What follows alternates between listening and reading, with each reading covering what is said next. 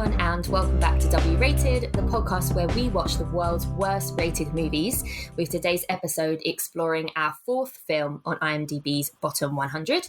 I am your host Daisy, and as ever I have the pleasure of being joined by podcast co-creator and my co-host Claire. How are you doing, Claire, today? Hello. Well, we're recording on Galentine's Day, 13th of February. Hey. February's been shit for me, but this will be coming out in March. So let's all hope that March, I don't think it could be worse than February, but I don't want to manifest that either. So let's just hope March is fine. Let's just hope it's calm. I think we're on an upwards trajectory. The sun is coming out more. You're at the seaside at the moment, aren't you? Got some nice refreshing sea air. Legally within lockdown restrictions, as I am technically a moving company this week, so I'm allowed to be here. Disclaimer, it is legal. Disclaimer, I am not breaking rules.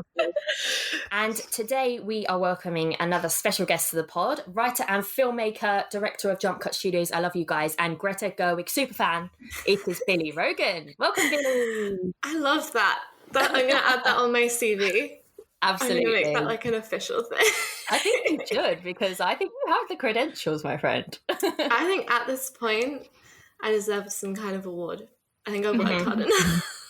Literally given by Greta herself. We need to get you, as soon as the pandemic's over, we need to get you in the same room. It needs to happen. No, the thing is like at LFF, was it not last year, but the year before, she was there for like Marriage Stories premiere with Noah, and I could not go. I was like, I can't see her in the flesh because I'll just scream.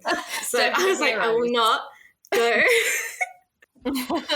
Yeah, no, I think if I saw her, like, the thing, I want it to be like the right, it's like meeting like your life partner. I want it to be the right setting, the right moment. It has to be like, yeah, so anyway, amazing. This is not about it will happen one day. So Billie, you picked today's film, so we would love you to introduce and just tell us what the film is and why you wanted to come along to the pod to chat about this film specifically. Yeah, so we're talking about Bratz, the movie, because when Daisy told me about her podcast idea, I was like, oh yeah, I'll probably like not have seen any of these obscure titles. Then I scrolled down and I was like, hold on, Bratz, the iconic masterpiece, Academy Award worthy costume icon, Bratz. No, Daisy, this is wrong. Surely not. And this is incorrect, and we need to talk about it. So that's why I felt I had to contribute to the conversation. Amazing. So are you here on very much a defense of this film? Yeah, because I watch it like recreationally. I understand why. I watch it recreationally.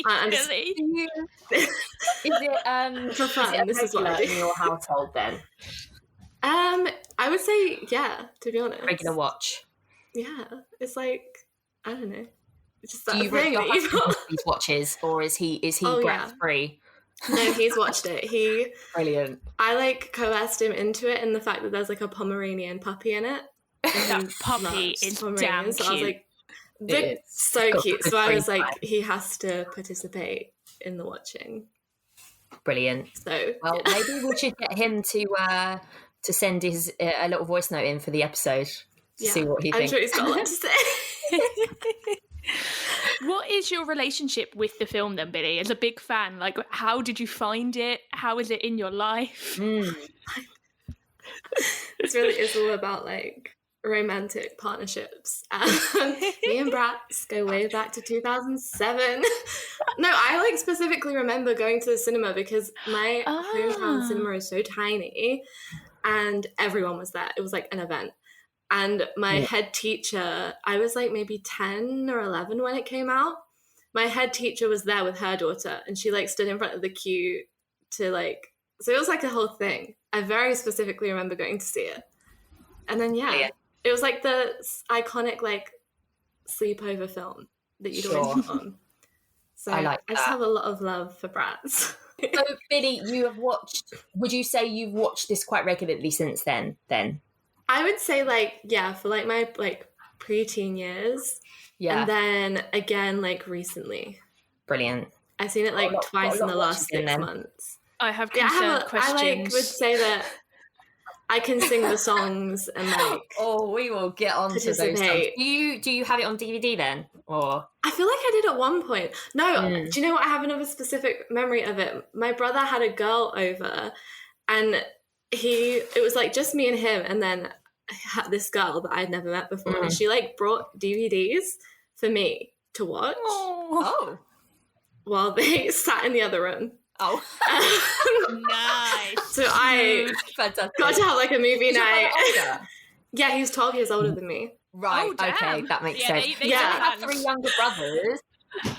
Yeah. No, I could see them the whole time. I always assume that everyone else's siblings are younger, but that makes so much more sense. No, now. I have a sister who's 7 years older than me. My brother's 12 years older than me. Right. So it's like massive age gaps between us. So yeah, she bought like DVDs for me, and one of them was Bratz, and I was like, fantastic. Okay, like she can stay. I'm here for this. She bought girl has taste. I approve. I was like, yep. I didn't think I never saw her again. I don't think, but. If you're out there and you're listening, you know, if you're a big fan of Bratz, like thank you for fulfilling Billie's Bratz wish that day. She got to watch it I was like, it's a Friday night, I'm gonna sit in the living room, put a Bratz on. Unbeknownst to what was going on around you. Anyway. So as Billie mentioned, today we will be looking at the 2007 American musical comedy film Bratz, based on the Bratz line of dolls. If there's anyone out there who wasn't sure what Bratz are, they are like the rebellious Barbies, would you say, guys? They are the cooler, I like that. more edgy, more fashion forward. I don't know, Barbie's pretty fashionable, but they've got an edge to them, and they've got big ass eyes and big ass lips.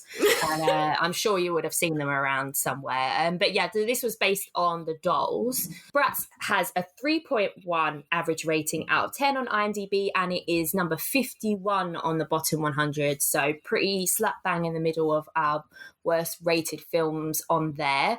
It stars Natalia Ramos, Skylar Shea, Logan Browning, and Janelle Parrish, and is the story revolves around the 4 teenage girls, the origin of their friendship, and the social pyramid that tries to make the Bratz conform to archetypal high school cliques. I mean, that is it's quite a thematic plot synopsis, wouldn't you say, girls, for what actually happens? But it's true of what happens in the film.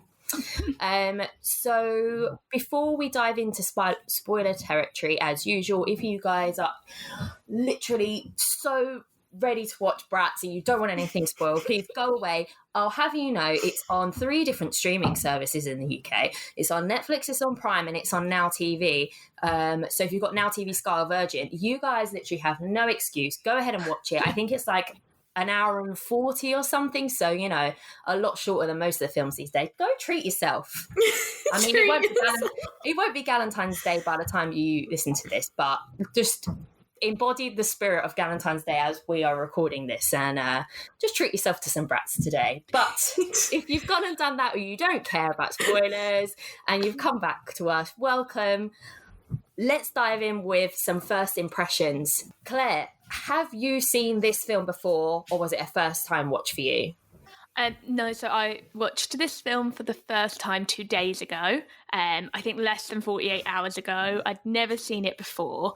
I was a little bit scared when Billie said about watching it in her pre-teens, because I was at university when this film came out, so I feel ancient right now. I feel so old. But yeah, so I didn't know this film existed until about a few months ago. I'd never heard of it. Completely passed me by. I'm a huge teen movies are my favourite genre. They're my favourite films of all time. Mm-hmm. But I think that this one, they'd kind of fallen out of fashion by the time this came out anyway. And this one, right, I think just didn't get into the consciousness of me, because I was all busy about to turn 18 and be allowed to legally drink and going off to university to sit in my room not being able to afford it. But yes, so I had no relationship to this film. I knew the dolls. The dolls came out when, again, I was already too old to be having anything to do with them. And I remember being outraged and disgusted by them because I was like, they are so over-sexualized. And like little like 12-year-old me was on her soapbox like, why would they make porn star dolls? These younger generations are so traumatized. I almost just I'm doing just fine, thank you. You're doing better than I am, so maybe I needed some porn star dolls. Porn star dolls. Fantastic. I never saw it like Give that. a Barbie doll blowjob lips. They look. Some people look like fantastic. Yeah, they look like. They are working those lips. I'm not having. I'm already annoyed. See, I very much had the Bratz dolls. I don't know. I think Billie, we spoke about this actually when we were talking about you coming on and doing this film. I also had. Did you guys? I don't know, Claire. You might be like, no. I was too much of a sophisticated adult by then. But did you ever have a girls' world where it was literally just a head and you used to style the hair? Oh, no, Anyone? I always wanted one. I didn't know Girls' World was a brand because they did like Barbie ones and Little Mermaid ones. I always wanted one, but my parents wouldn't let me have one. I had 3, which makes me sound super spoiled, but please remember I'm a child of divorce, so I had one at one house and one at the other. I had 4 families worth of people buying me stuff, so I was a very lucky child. But I had a normal girls' world, and then I had a Barbie one. But don't get me wrong, I think I had these from like the age of 6 up until the age of 16. So I think like I just upgraded, and eventually I had a Bratz one, and it was just it's just like burned into the retina, like my retinas, just this head that I used to style the hair for, and I had that with giant blowjob lips. Giant blowjob lips.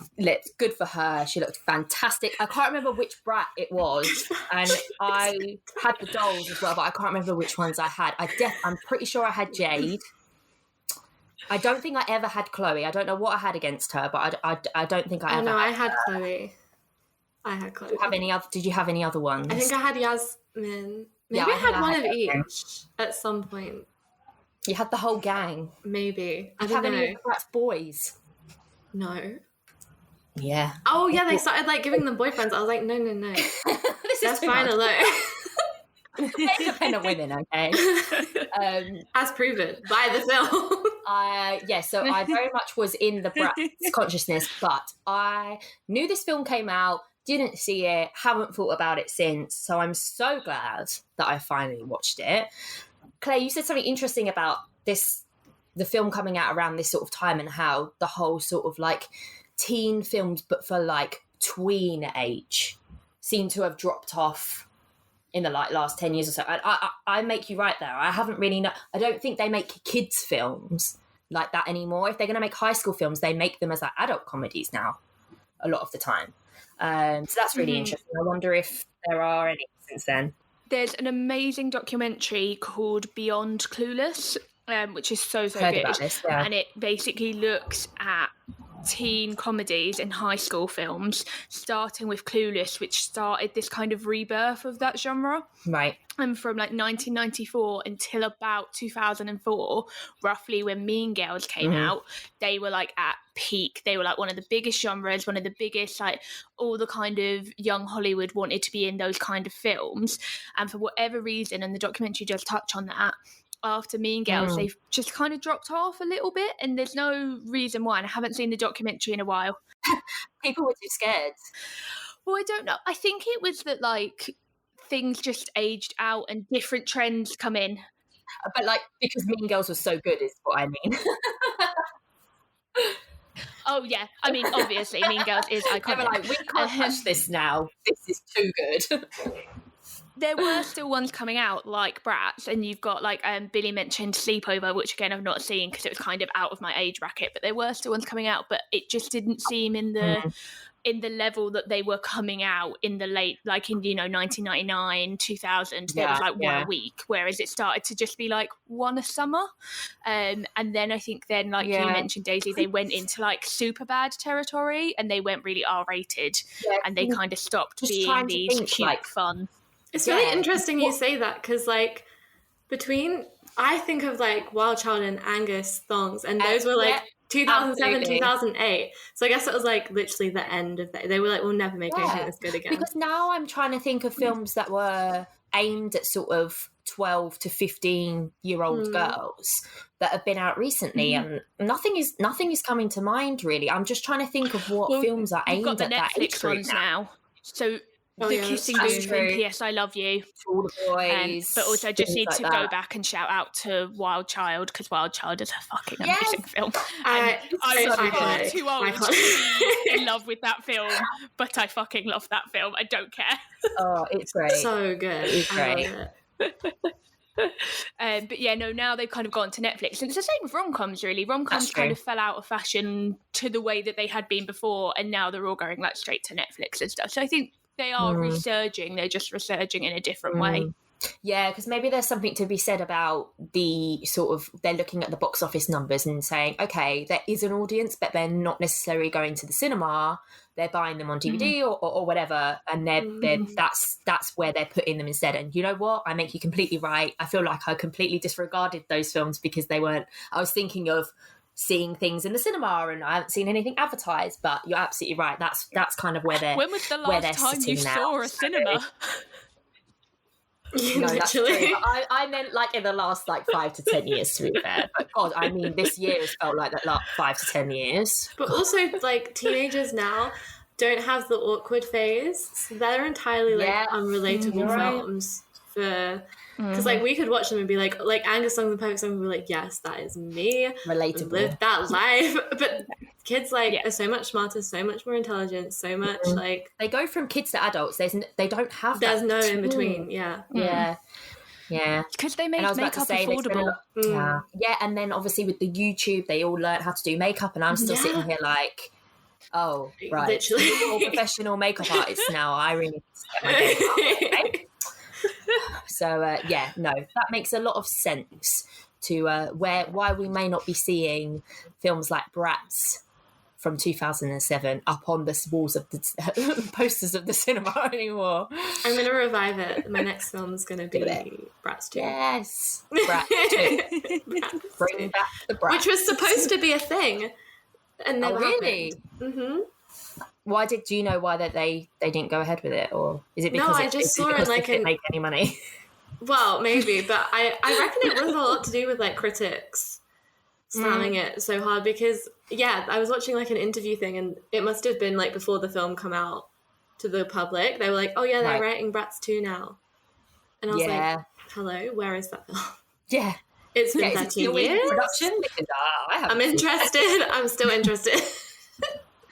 Yeah, maybe they'll bring it back, because me and Claire were talking about when we did our Flintstones episode that they're looking at reviving and rebooting that. So, you know, maybe if we get enough people listening and watching, you just never know. You never know what kind of stuff you have. The campaign starts here. The campaign does start here, exactly. Cool. So clearly we are pretty excited to talk about this film.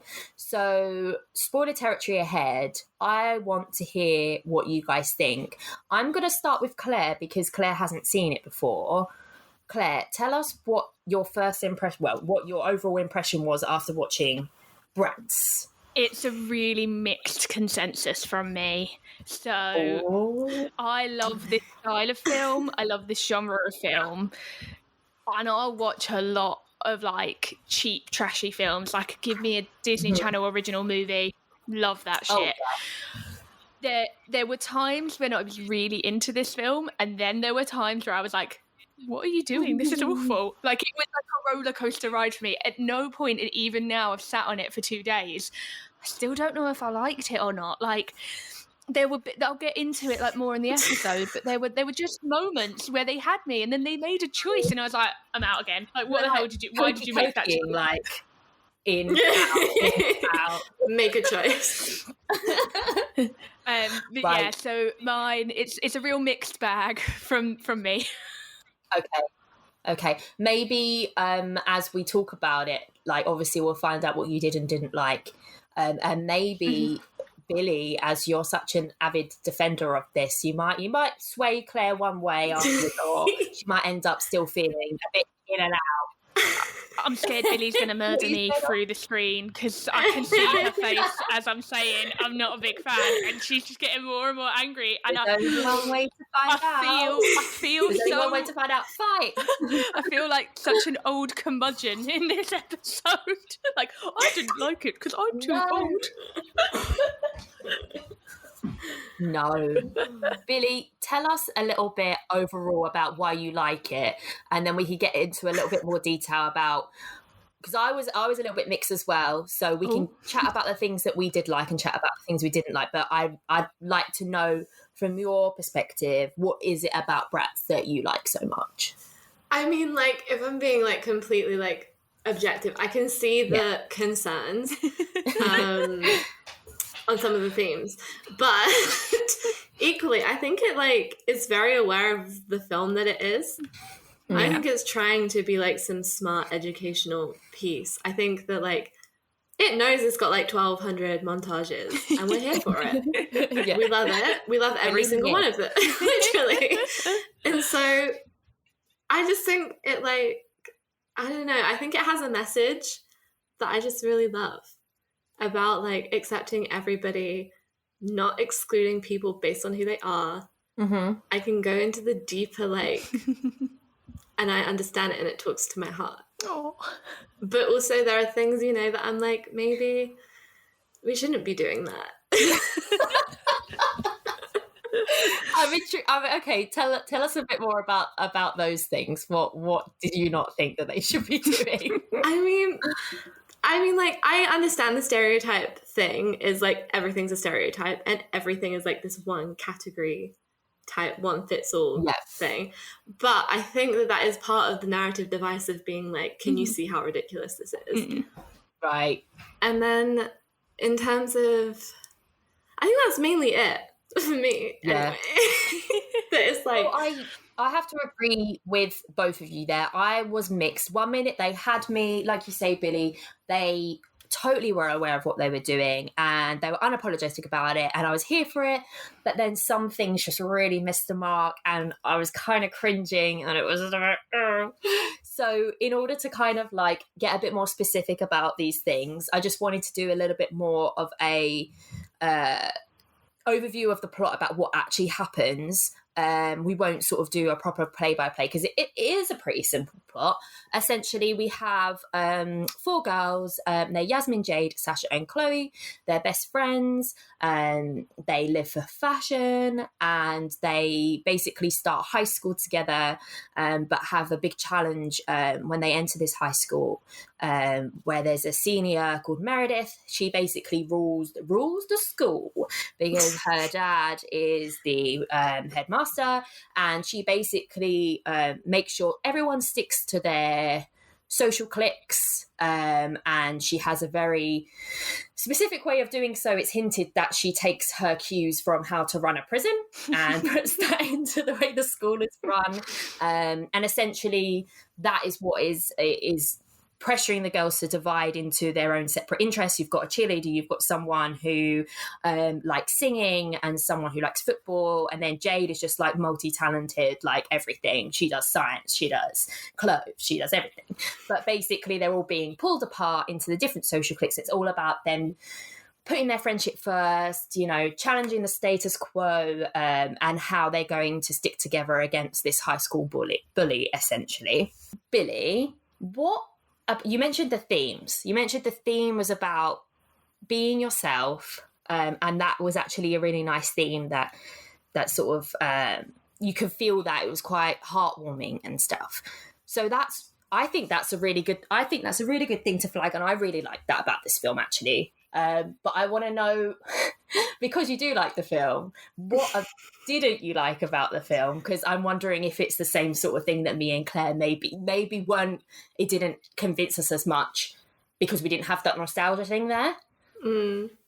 Yeah, I don't know, because I think that, like, I can see that if I was watching it... No, do you know what? It's still my thing. I don't know. I think even, like, as a 24-year-old, I would be like, I'm here for it. I'm here for the fun time. But I think it is, like, for me, there's the very, like, specific things of, particularly with the families, right. It's all very stereotypical. Yeah. I'm very not sure. Level. Maybe well-meaning, but because of that, slightly ignorant in its portrayal. Yeah, like they didn't need to be that. Like, I could understand the school, but the families didn't need to be part of that narrative, I don't think. Right. Yeah, like, for it to still work. I was fine for the most part with the stereotypes, which goes back to what Billie was saying a little bit ago about, like, when you're watching a teen movie and a high school movie, you go hard on stereotypes. That's kind of a trope within the genre, and the film knew what it was going for, and I think that's fine. But it's interesting you say the families, because I'd completely forgotten. Poor, is it Yasmin? Just had like a mariachi band in her kitchen, just so we knew, just so we were extra aware. Yeah, just in case you didn't know she was Spanish. Like, yeah. So that one, but like, it was something, especially with the reminiscence of La Cucaracha. As much as I bloody love that song, that was very on the nose. Yeah, I agree with you there. There was a lot of like sort of teeth gritted, like yeesh moments, and I think a lot of them did come from maybe where they were expanding beyond the high school setting, as you say, Claire. Like, the tropes of a high school film are very much based in their stereotypes, and the whole thing is about cliques, right? So that's going to come through. But when they've tried to build out this world a little bit more, maybe they should have just stuck to this, not what they knew, but they should have just stuck to it being more contained, because when you go out a little bit further, the cracks start to show and it starts to just become a little bit more icky and like, oh, maybe this doesn't work as much.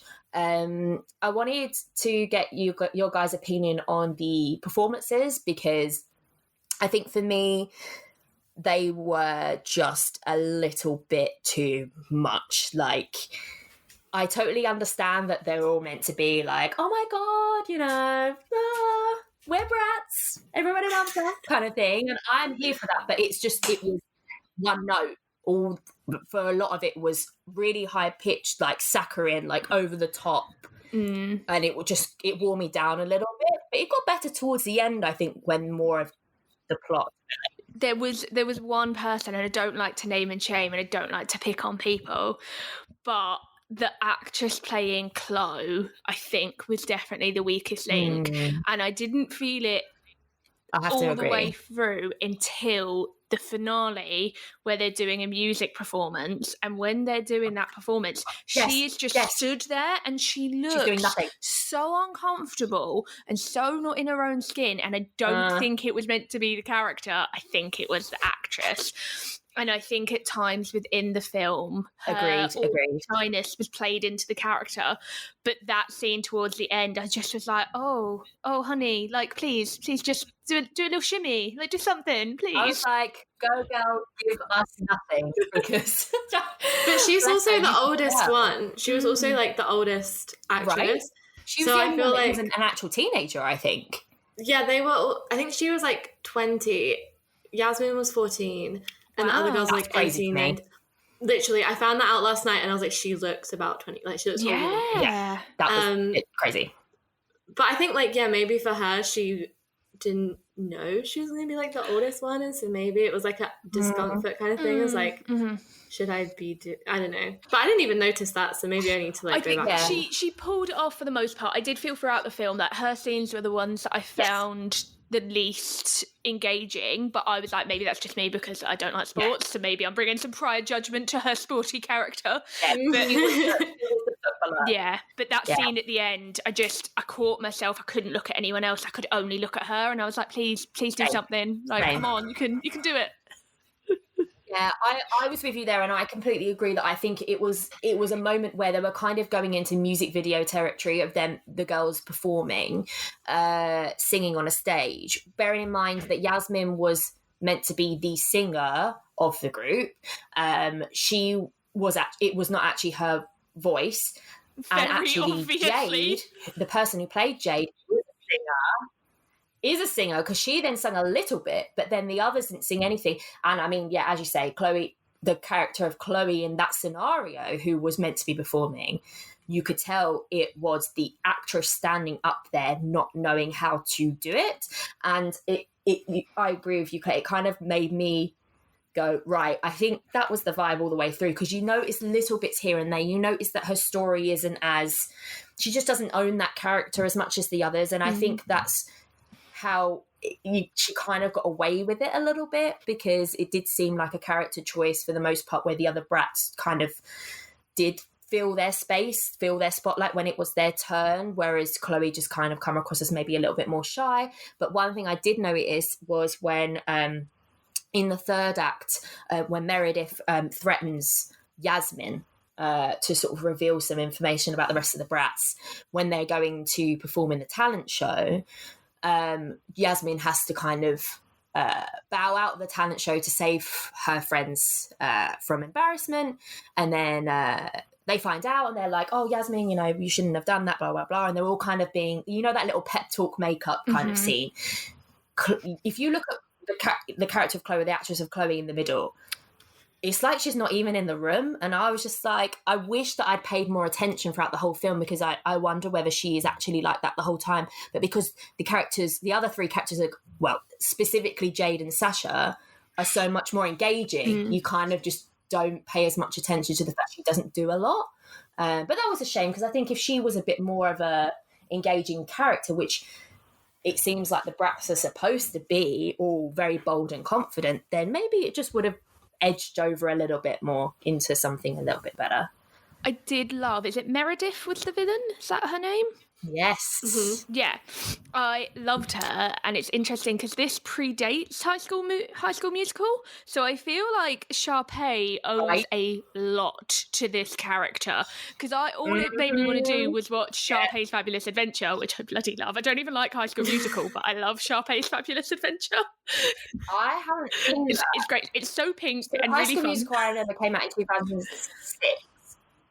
Oh, so High School Musical came out in 2006, so it was a year earlier than this, because I remember watching it on the Disney Channel. However, what I will say though, I do make you right in some aspects, because there is a song, I don't know if it's called Fabulous, but it might as well be in this film.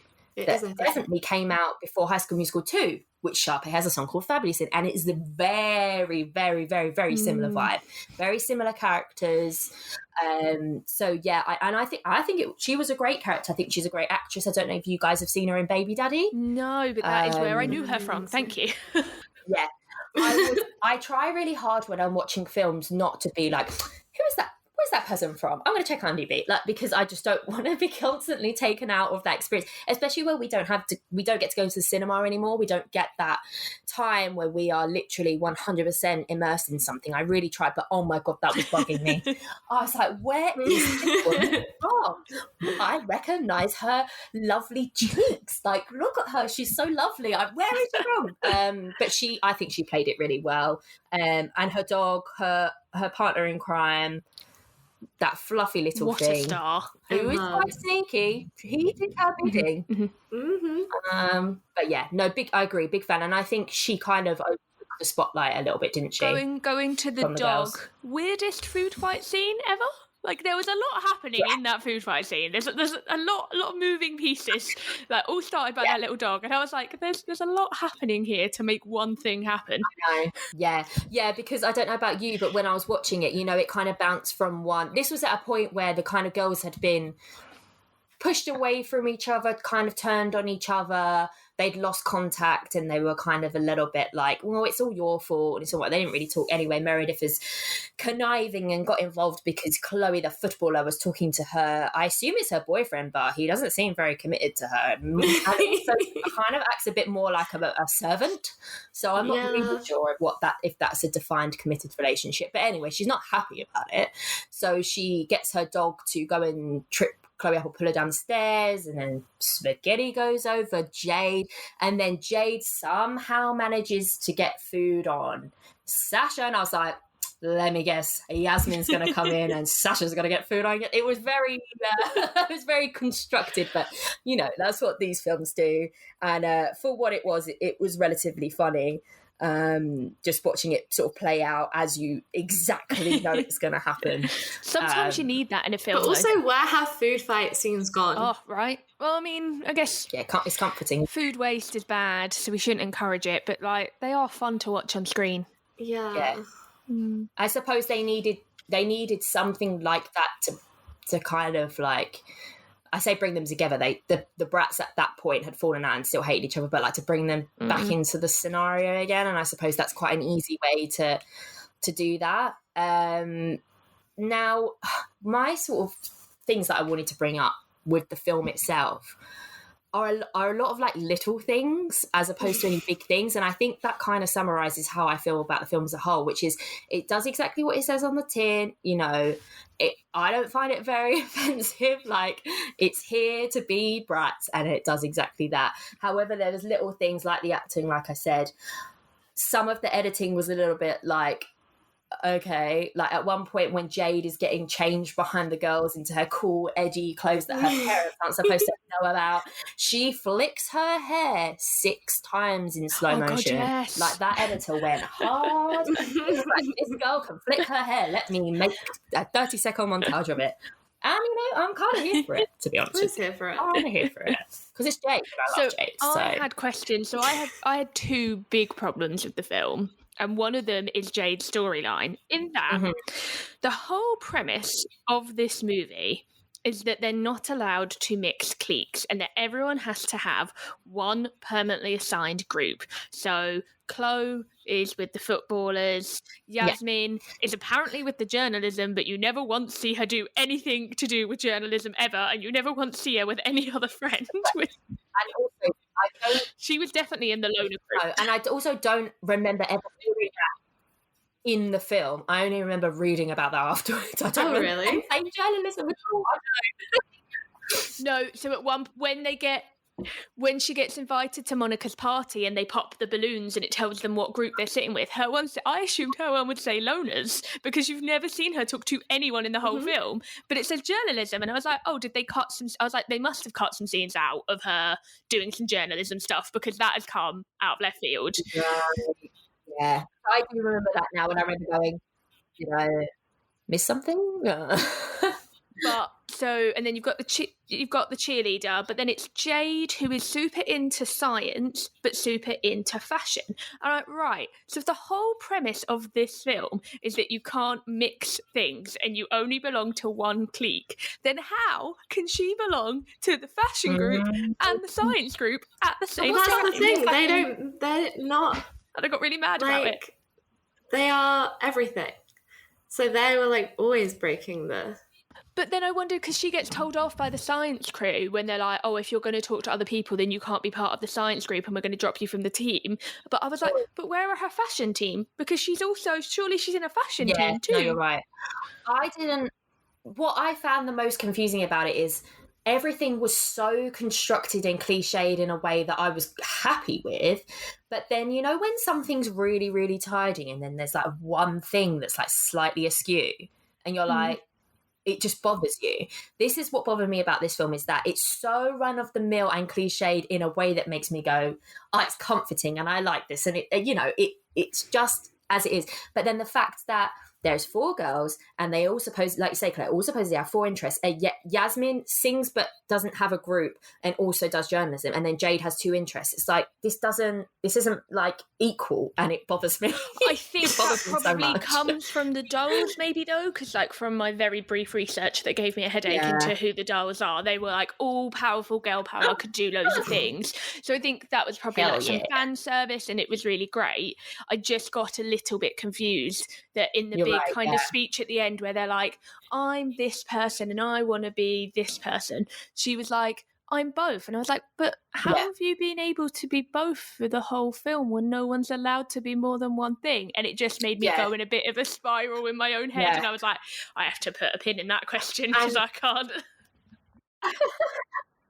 And what I just mentioned about it being slightly off balance, the same thing at the end when Meredith like sort of reveals her secret that's supposed to like ruin these girls' reputation. She only reveals stuff about 2 of them, and it's just like, and I know obviously in real life if that was to happen, like it wouldn't matter because it's still 2 of them, like the friends want to protect the 2, but it just seemed to not match like the whole like, it just didn't seem like it was complete. I don't know about you guys, maybe I'm just really nitpicky, but something just felt slightly, oh we're finished with that bit now. I thought there might be something on each of them, but never mind. It's not a big deal, but it felt a bit off kilter to me. They were trying to make a big deal with the clothing and like her mum and stealing and stuff. So I think that is quite like a big deal. I think that maybe it was just introduced a little bit too late in the film. I wish they'd have just focused on that more then. Well, they only introduced it at the Sweet 16th party. Yes, I think they should have just focused on that more and then not even bothered bringing Jade into it, because at the end of the day, Jade was dressed in her style in the amphitheatre in front of her parents about to perform. I'm pretty sure they know she doesn't dress like how she leaves the house because they've seen her not dressed like that. So maybe just a little bit of script tightening I might have done there.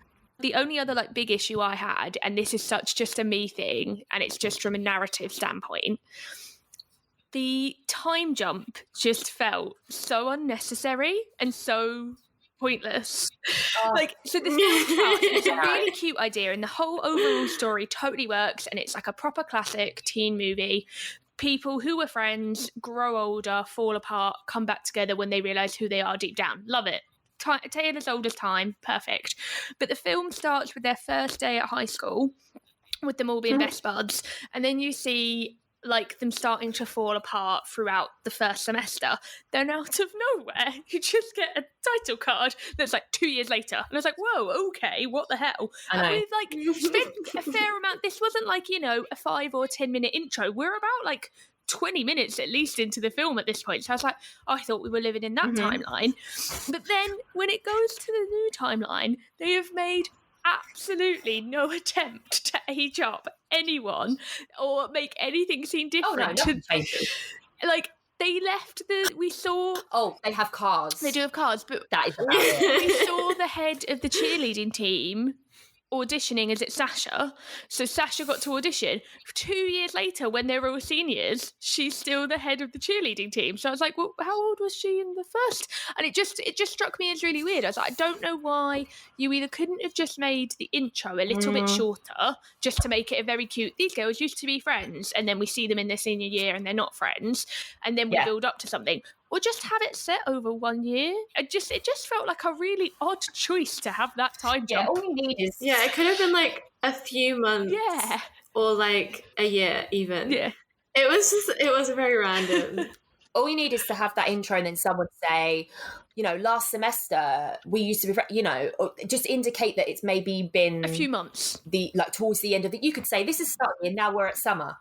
You could very clearly demonstrate that visually. You wouldn't really need much. But yeah, I was shook by that time jump. I mean, I don't massively like time jumps, because I'm like, well, I want to know what happened in that time. Please, I want to know. I don't like it. You've taken that away from me. But it doesn't look like we missed a lot anyway. So. And then the only other rather smaller tonal jump, and this one was just a tiny one because it just made me laugh, is that you're going through the film with the girls, and the girls are really important, and it's cool, and you're vibing with them. And then out of nowhere you get the scene with the boy who is deaf, and he's having like a really emotional moment with the music teacher, and I was like, have I just like somehow put on a different film? I was so good. I was like, this boy has had 1-2 second scene before now, and now he's getting like a whole moment, and like it came back to mean something later, but I really in that time I was like, what's happening here? I feel like again maybe they cut out something that was missing to build up to that. Yeah, I really wanted to bring up the whole death subplot. We're introduced to a character called is it Dylan? Yeah, I think so. By Yasmin rushing out of a room and bumping into him. And she exclaims, oh, and by the way, it was totally her fault. She exclaims, are you blind? And he says, no, but I am deaf. And she goes, you don't look deaf. And he goes, you don't look ignorant. Maybe we can't judge a book by its cover, or something like that. I mean, a clap back for the ages. Like, well done, sir. Yeah. Oh, we love that from him. Honestly, that was my favourite part of the film. I was like, yes, you tell her. And I was just like, that exchange does not belong in this film, because that was fantastic. I wanted to know what you guys thought of that subplot, because it was a little bit of a strange one once I'd done my research. They do say in that scene that you mentioned, Claire, with they bring it back to Dylan. I'm not sure how long later after introducing him, when he's in the music room and he's playing the piano beautifully. The high school teacher comes in and talks to him without attempting to sign, by the way. I thought they might have tried. And Dylan can lip read. They do demonstrate that in the first meeting. And they say that he has actually only lost his hearing quite recently. And now in my research, someone has brought up the fact that his speech is not slurred, which is, goes hand in hand with the fact that he hasn't been deaf for as long as other people might have been to have affected that. However, he can lip read so perfectly other people, even when he cannot see their mouths. So it was just kind of a way for them to be like, oh, he can lip read. That means we don't have to put sign into it other than when he does it the first time that we meet him. But then if you're going to say, it was just kind of lazy to me that I was so pleased that they brought in this character. I thought, wow, this is really nice and progressive for this kind of film. But then what they've done is they've done the shortcuts of, we're not going to make him maybe have speech that some deaf people have that, can be relatable or a bit more of an accurate representation. That's fine, because he's only lost his hearing a few years ago. That makes sense. But then he would never be able to lip read that well. So it was just a bit of a shame that they kind of become a bit lazy with that. Not a lot of people might realise that, but when you read into it a little bit more, it was a little bit disappointing when I understood that is not quite how things work. So I didn't know what you guys thought about that. I liked the inclusion of the character. I thought that it was better to include him, and I can see there were a few little failings. My only problem really was just the tonal change of that sudden scene where suddenly he's given this epic backstory about having just lost his hearing and how he wanted to be a grand piano player, and I was like, whoa, where was the bridge to this scene? I thought he was just a one-note character in the background. Yeah. So I was a bit like, I needed a little bridge. Is he a brat? Is he a brat boy? But apart from that, I thought his inclusion was quite good. It was quite sweet towards the end as well, wasn't it? I do think that, unfortunately, that kind of inclusion takes a lot of work, and it can be the case that they will just include them. And I think, as someone who isn't from the deaf community, it's very easy for me to say I'd rather see it and see it done lazily than not see it at all. But there might be someone out there from the deaf community who would completely disagree, and that's a very valid standpoint as well. And I imagine that actor wasn't deaf in real life, which I know is another thing that there's a real push as they're in with lots of diversity issues to, get the people in the roles who have lived that experience, which probably then would have circumvented those lip reading issues, because someone who has lived that experience would be able to say, you couldn't have lip read that easily. But I enjoyed his character. I thought the actor was fine. I did think that there were minor errors, but Billie, you're nodding away. Yeah, no, I agree with you, because I do think that it is definitely lazily handled, but I think that they were so and we'll have a deaf guy, and we'll have some emos, and we'll have all of the things. Yeah. And a mariachi band were doing it, So and a brother who's basically Rico from Hannah Montana. Literally. I think they slipped up on that part. With other things we can kind of get out, because the groups, we don't spend time with them. We're not really supposed to care necessarily, but he becomes so central to the plot that it is very lazily they bring it handled. into the light so that it can be critiqued a little bit more. But, if you put emphasis on it, you are going to see the holes that are missing in there slightly, as opposed to if you are just doing a quick scan of the cafeteria area, those people are just as mimes. That there's not as much detail. You don't spend as much time with them. But I did like the fact that he could listen to music through feeling in the bass, and that kind of came into play when he was doing the music for the girls in the talent show. I did like how they used that, absolutely. I liked how the music room had an instant deck set up that everyone just knew how to use, and as everyone was warn a DJ. I was impressive school, grand piano next to a DJ setup. Love it. Money. some of the other little sort of production things that I noticed that were quite funny, as well as the decks, is the classic, I've got a USB full of information that I need to give to someone, but we don't have a desktop computer around, so I'm just going to plug it straight into this flip phone. I have always wanted that. Ever since seeing that, I was like, I need this. Like, what is this? But you can actually get those devices that make them do that. And I was like, actually, I need that now. I was always like curious about that. I was like, but because I would like go home and try and figure it out and be like, it doesn't fit in the charger. So how does it work? Yeah. It was the bit when she hands it to Sasha's brother, not Sasha, sorry, Yasmin's brother, in a swimming pool. Like, she's made it very clear that this is her USB stick. This is the only thing that gives her power. This is such an important piece of electronic technology. And she just has it in a swimming pool and hands it to this dude in a swimming pool. And I was like, what are you she's doing? really putting a lot of her faith in her, like, blow-up armchair that she's sitting on in the middle of the pool. I love that.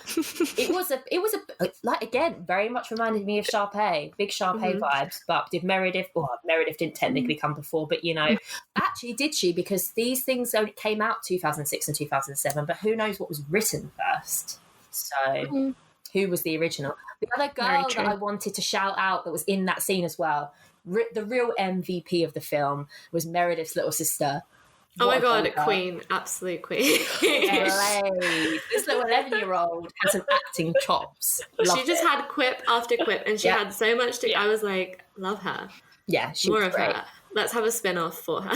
Yeah. Well, they did have Bratz, little Bratz, and Bratz babies as the line. Oh my God, I'm going to Google what Bratz babies looks like because I'm concerned.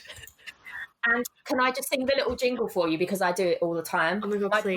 My dad will remember this because he used to sing it, because it used to be on all of like the Nickelodeon adverts and stuff I used to watch. And it'd be like, Bratz, little Bratz, Bratz babies. And I just, it lives in my head rent-free. Rent-free. Claire's face right now. She's seen some things. I am so sorry. So for the listeners at home, I have Googled Bratz babies. Babies spelled BABYZ because cool. And I am looking at these dolls, and I am transported back to whenever I was a teenager and saw Bratz for the first times, and I am so morally offended at the sight of them. Wow. I just love it. Wow. But I'm confused. The little Bratz. Okie dokie. They're not as little as the babies. So how little are they? They are medium-sized Bratz. Maybe they're like, the sister.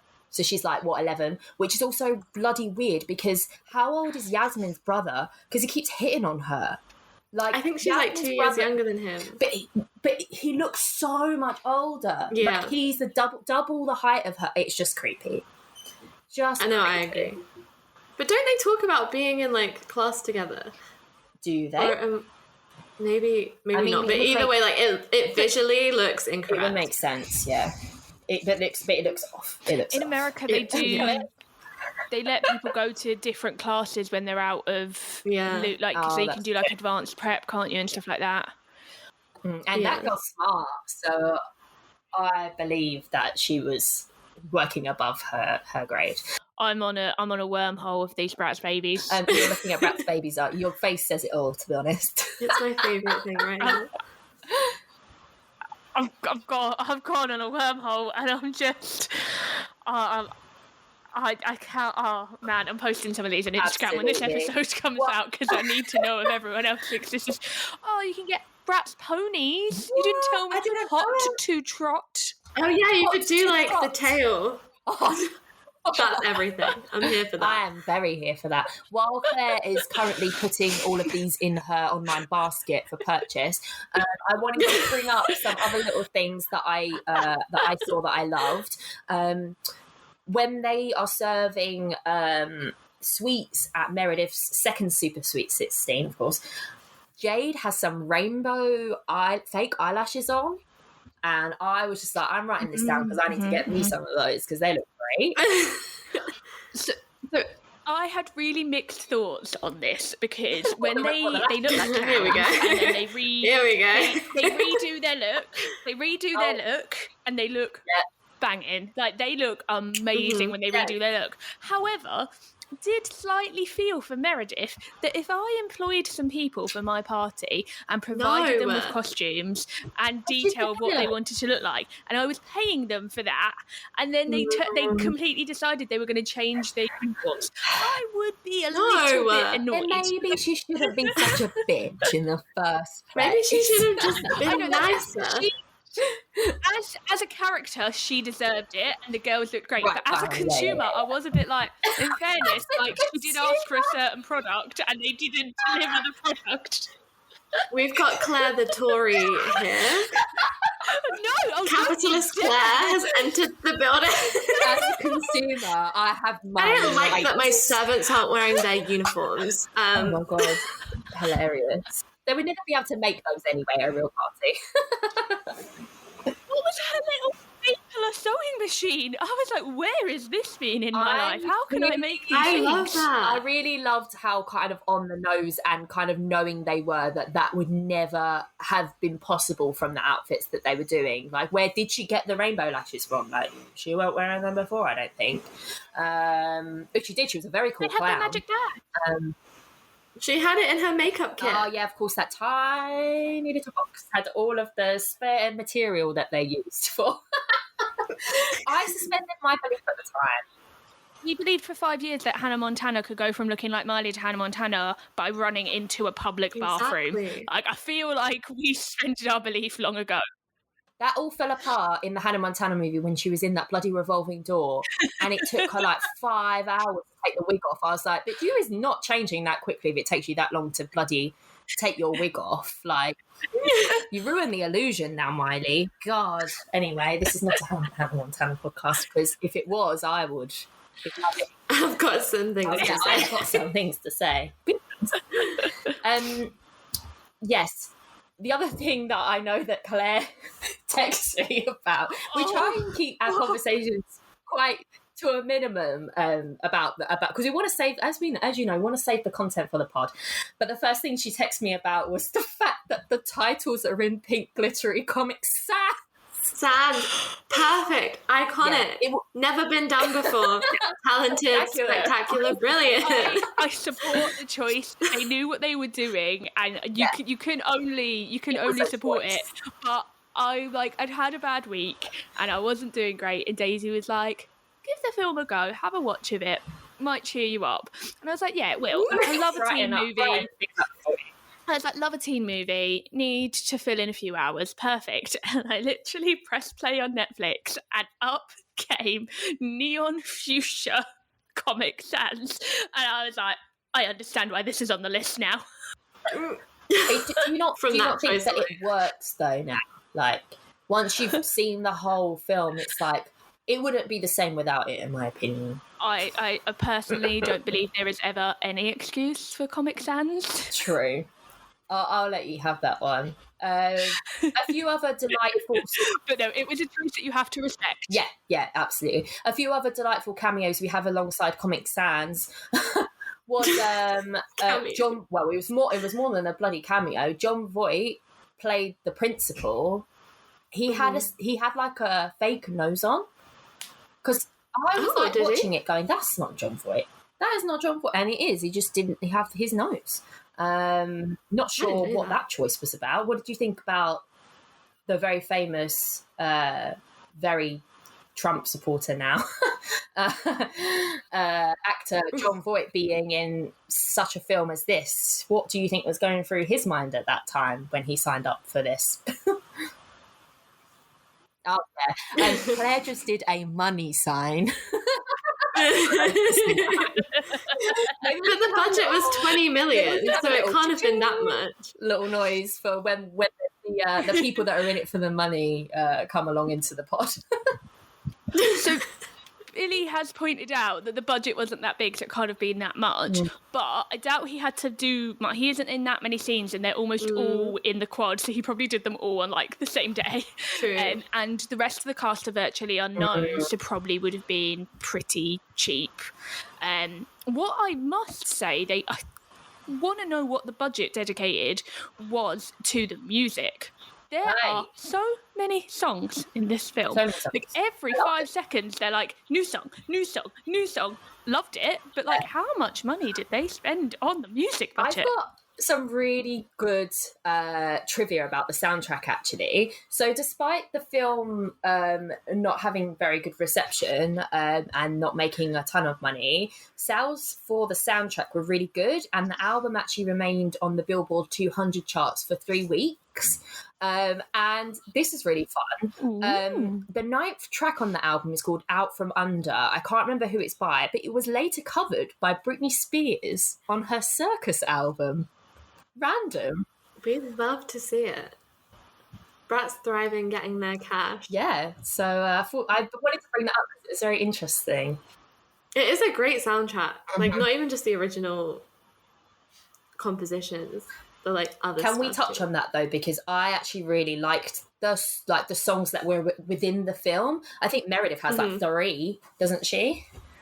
She gets like whole performance numbers. Yeah. With great costumes. I'm gonna be the bad person in the room again, and Billie's gonna get mad at me again. I know they're not like good, but like I really didn't like the final number. Oh, the one. No, loved all No, Meredith. no. I didn't like Bratitude. No. I didn't like it. I did not I'm like leaving. Bratitude. I'm actually leaving the conversation. Thank you for having me. It's been really great. I'll speak to you. Never. I'm unfollowing, blocking as we speak. That deserved an Academy Award nomination, and I don't want to hear anything else from you, Claire, about that song. It was my least favourite, but it's the one I've got in my bloody head. Can I just write what I wrote down? Yeah, go ahead. How can you not like it? It's an anthem. These are my 2 notes that I wrote down when I was watching it. How pleased was the person coming up with the Bratitude rhymes? Like they were so chuffed with themselves. And then I went, no, this Billie is actually going to throw her mic down. This song is so awful that just this scene earns its place on the worst rated list. Wow. Really, blocking you. My favourite things in life are teen movies and movies about people singing. So I'm like, how did you make a teen movie where people sing? And I didn't like the song. How did you do this to me? The song was interesting. I think it was one of those ones where I'm like, this is cheese, but I like it because I like cheese, the food and the vibe. So I think that's the vibe I thought I would have, and I just didn't have it. And I was like, okay. what How have did they? it change tone halfway through and became? I don't know what it became. But I feel like I love it. That scene makes me cry. Like, that's how good that song is. Last night when I rewatched it, yesterday morning when I rewatched it, was like 10 a.m. on a Friday. It made me cry. amazing. And it will continue to make me cry for the rest of my life. What is That it about makes me it like that it more. emotionally connects to you? Is it because they brought back all of the people that Meredith bullied to be on the stage with them? Because I was like, that's a nice it was touch.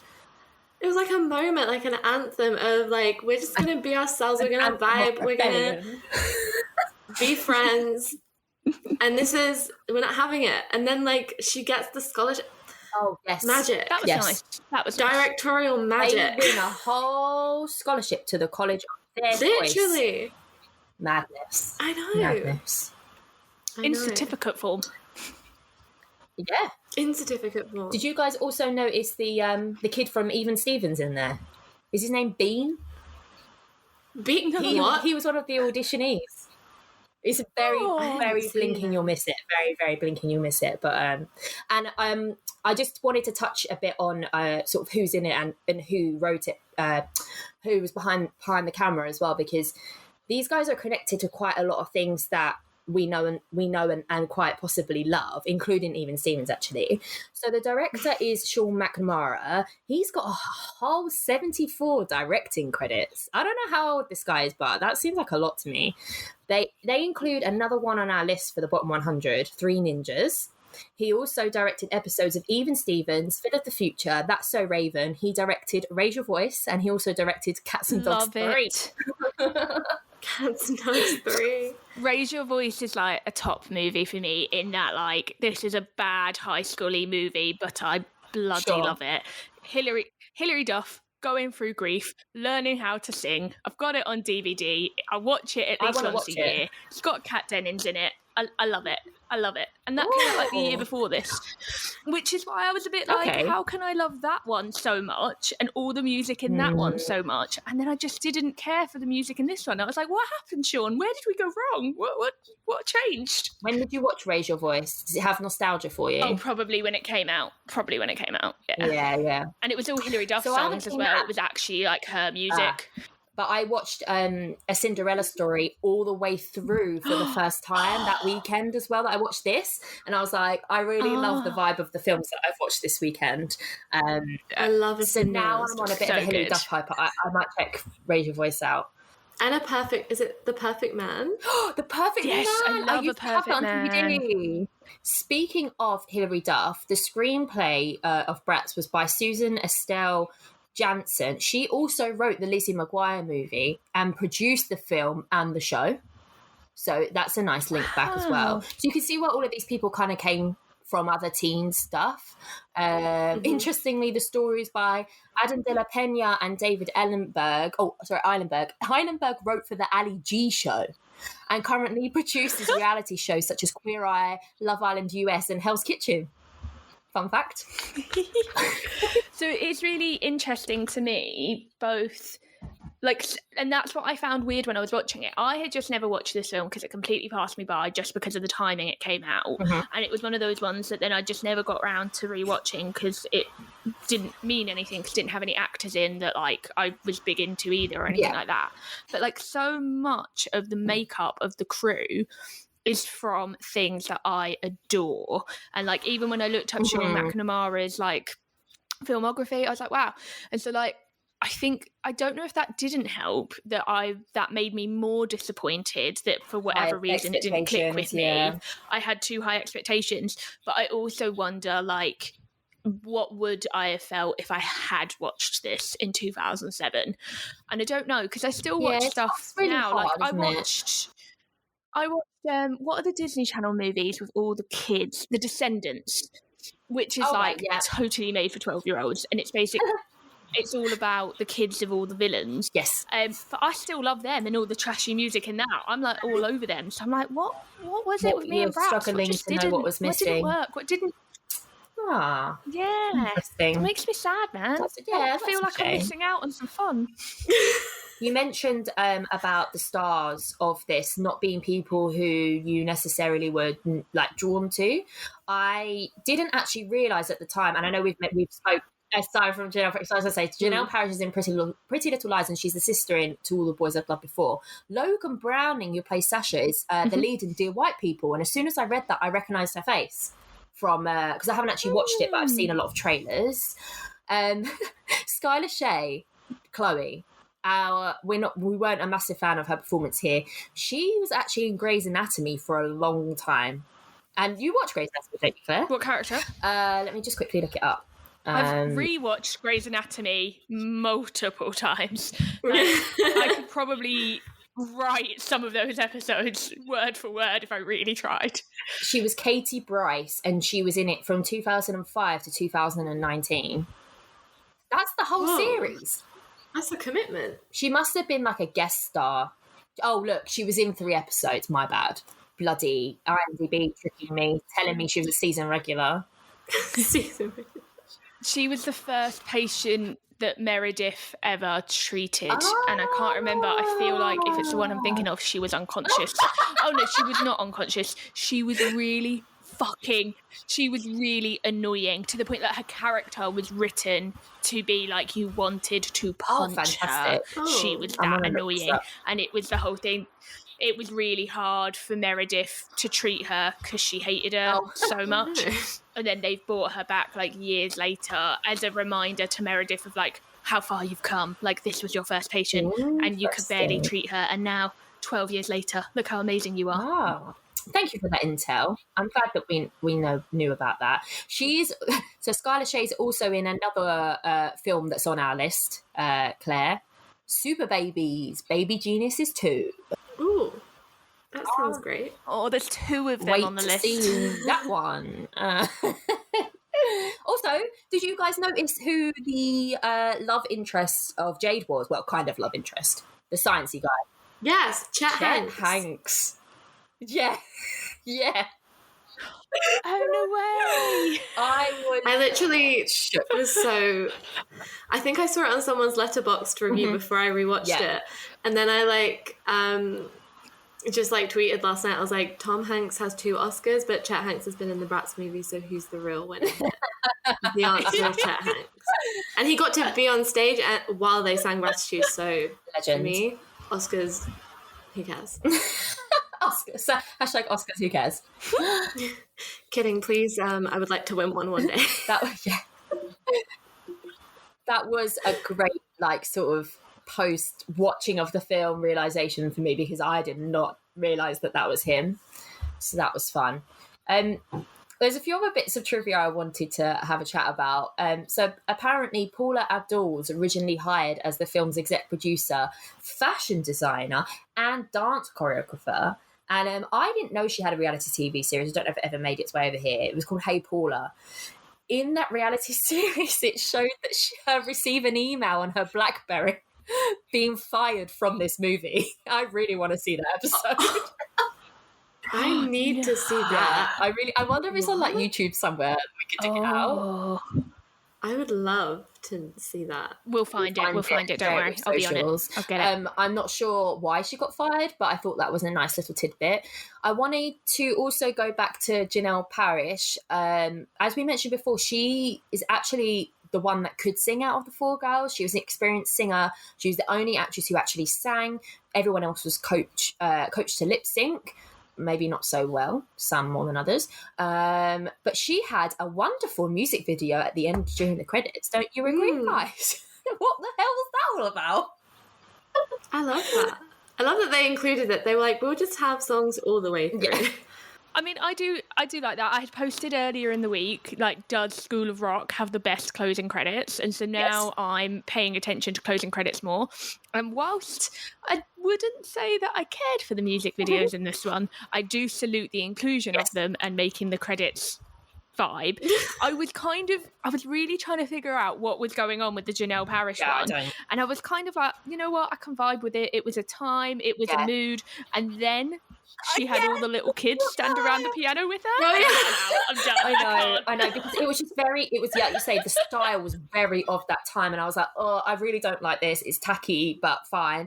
And then all of a sudden she's singing with a choir of children. I'm like, but not in the way you'd expect, just literally awkward children standing around her piano. And I was like, no. I think this is kind of ruined the end for me a little bit, which is really sad. There's quite a few people who were considered for all of the roles.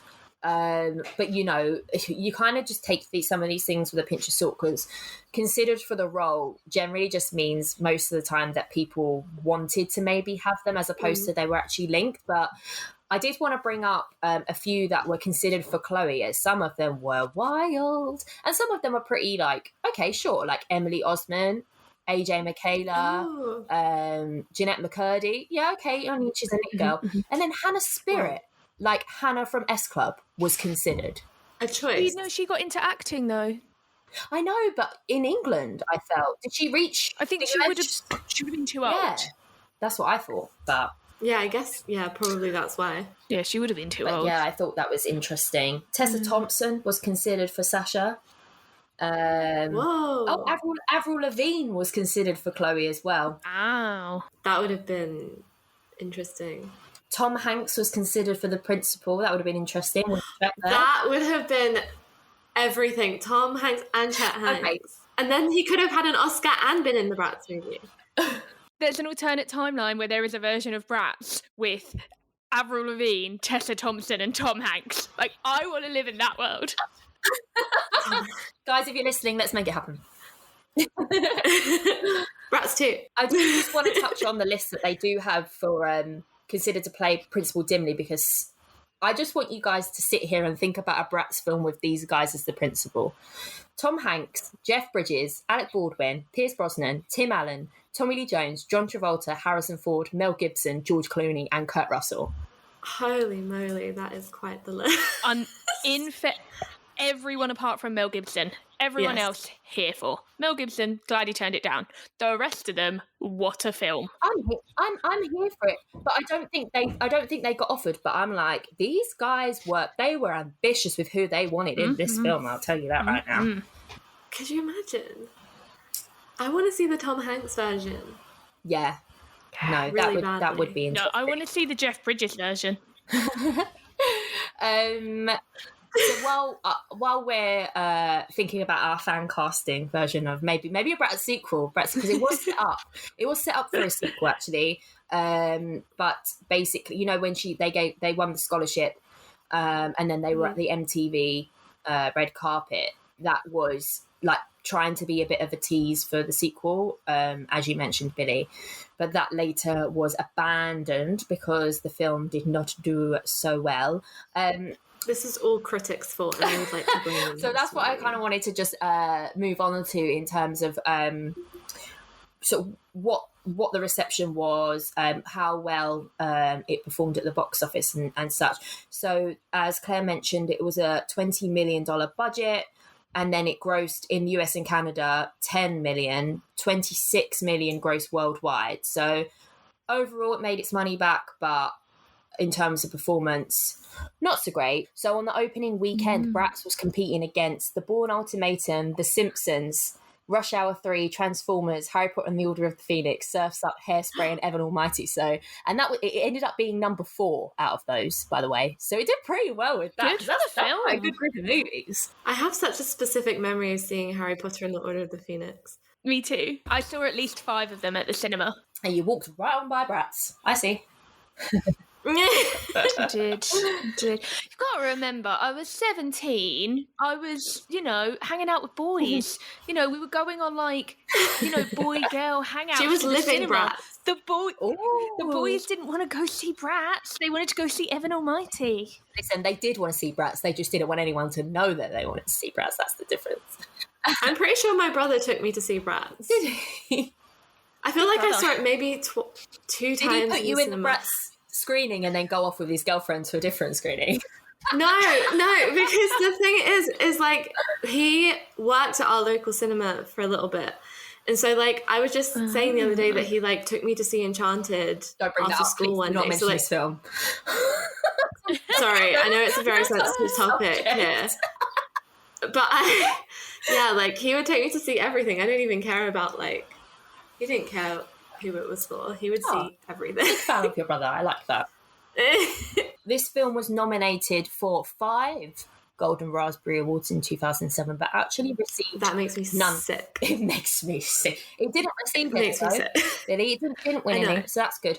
I tell you what did win though, Claire. I don't know if you've connected the dots here with the date. It lost Worst Picture to I Know Who Killed Me. It lost Worst Actress for all 4 of the girls to Lindsay Lohan in I Know Who Killed Me. It lost Worst Screen Couple. Worst Screen Couple for, quote, any combination of 2 totally airheaded characters to Lindsay Lohan. And it lost Worst Remake or Rip-Off to I Know Who Killed Me. Now, I don't know.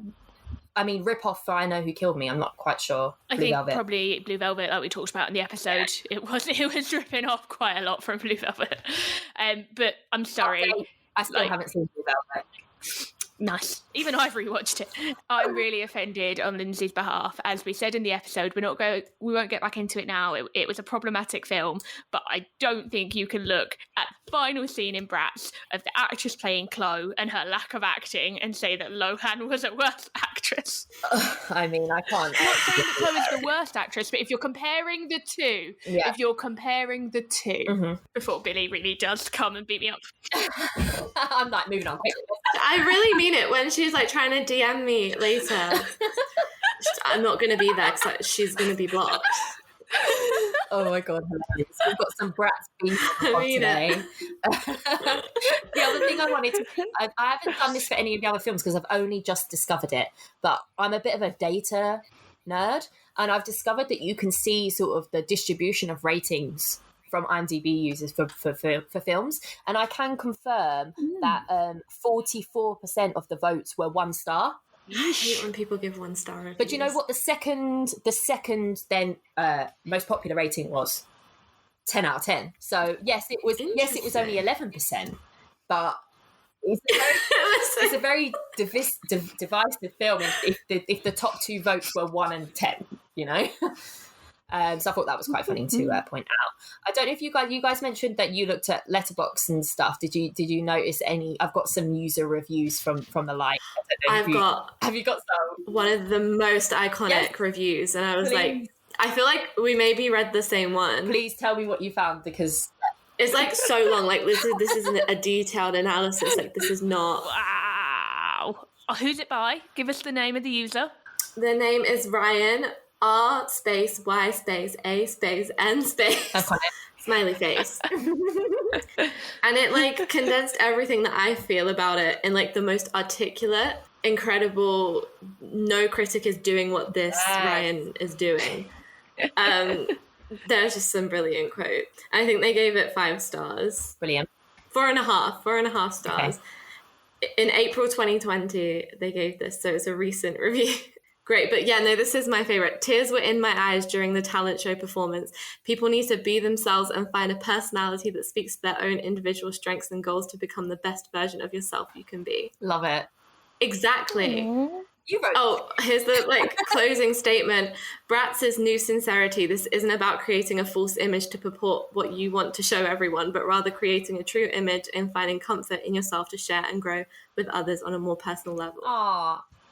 Wow. The most articulate review. I'm really glad that, because I do understand, and I was really pleased with the themes of this film being what they were. It was very positive. It was very sort of wholesome and lovely for tween girls to watch. And I'm glad that as much as people have ripped it to pieces, people have watched it and taken that away.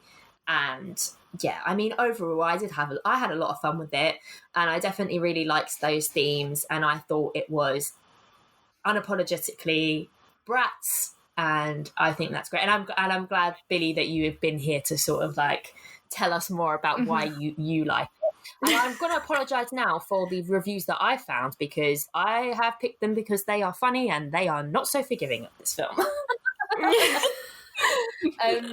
Just to start with the critics, Billie, I know you said that they kind of, you know, were the cause of the Bratz disaster that was their box office. Yeah, and they're all old. Well, see, I haven't got a name for The Guardian because it was quoted within another article, but whoever reviewed for the Guardian said that the cast deliver their lines as if they've never heard English spoken aloud before. Bit harsh. Wow. It's harsh. This is really funny, but also really awful. Nathan Rabin from AV Club's sort of resounding sentiment is, "This is why the terrorists hate us." Jesus. I think this. Yeah, it's really, really hard. Hold on. This gets brought back up actually by another article that I found that was on Days, and it was written by Amelia Tate. She's a really great journalist. I've read her work before. She makes a really good point that the word slut features 8 times in the 97 user-written IMDb reviews, and the AV Club even referred to the girl, which is the same review I just mentioned. The AV Club even referred to the girls as dressed like off-duty strippers in its review.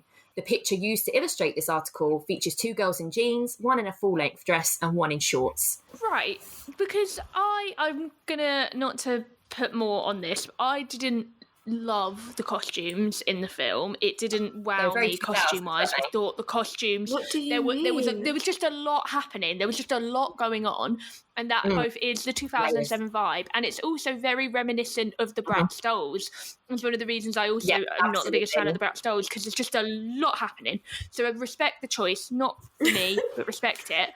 But I cannot understand how you could look at any of the costumes in that film and think they're in any way slutty. If anything, they're wearing too many layers. There's too much happening. Like, they've got too many clothes on, which sounds really gross to say out loud. But yeah, like, how can you look at anything within that film and say it's slutty? It's just misogynistic, like AF, to be honest. It is, and it so speaks to like the problem we still have now of like old men. Like, and maybe one like old white man came to Bratz and found something in it, and that's great, but like he's not the audience. Like no one was making that film for you. It's not for you.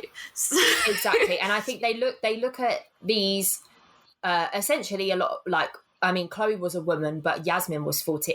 Not Yasmin, Natalia was 14 when she was playing Yasmin.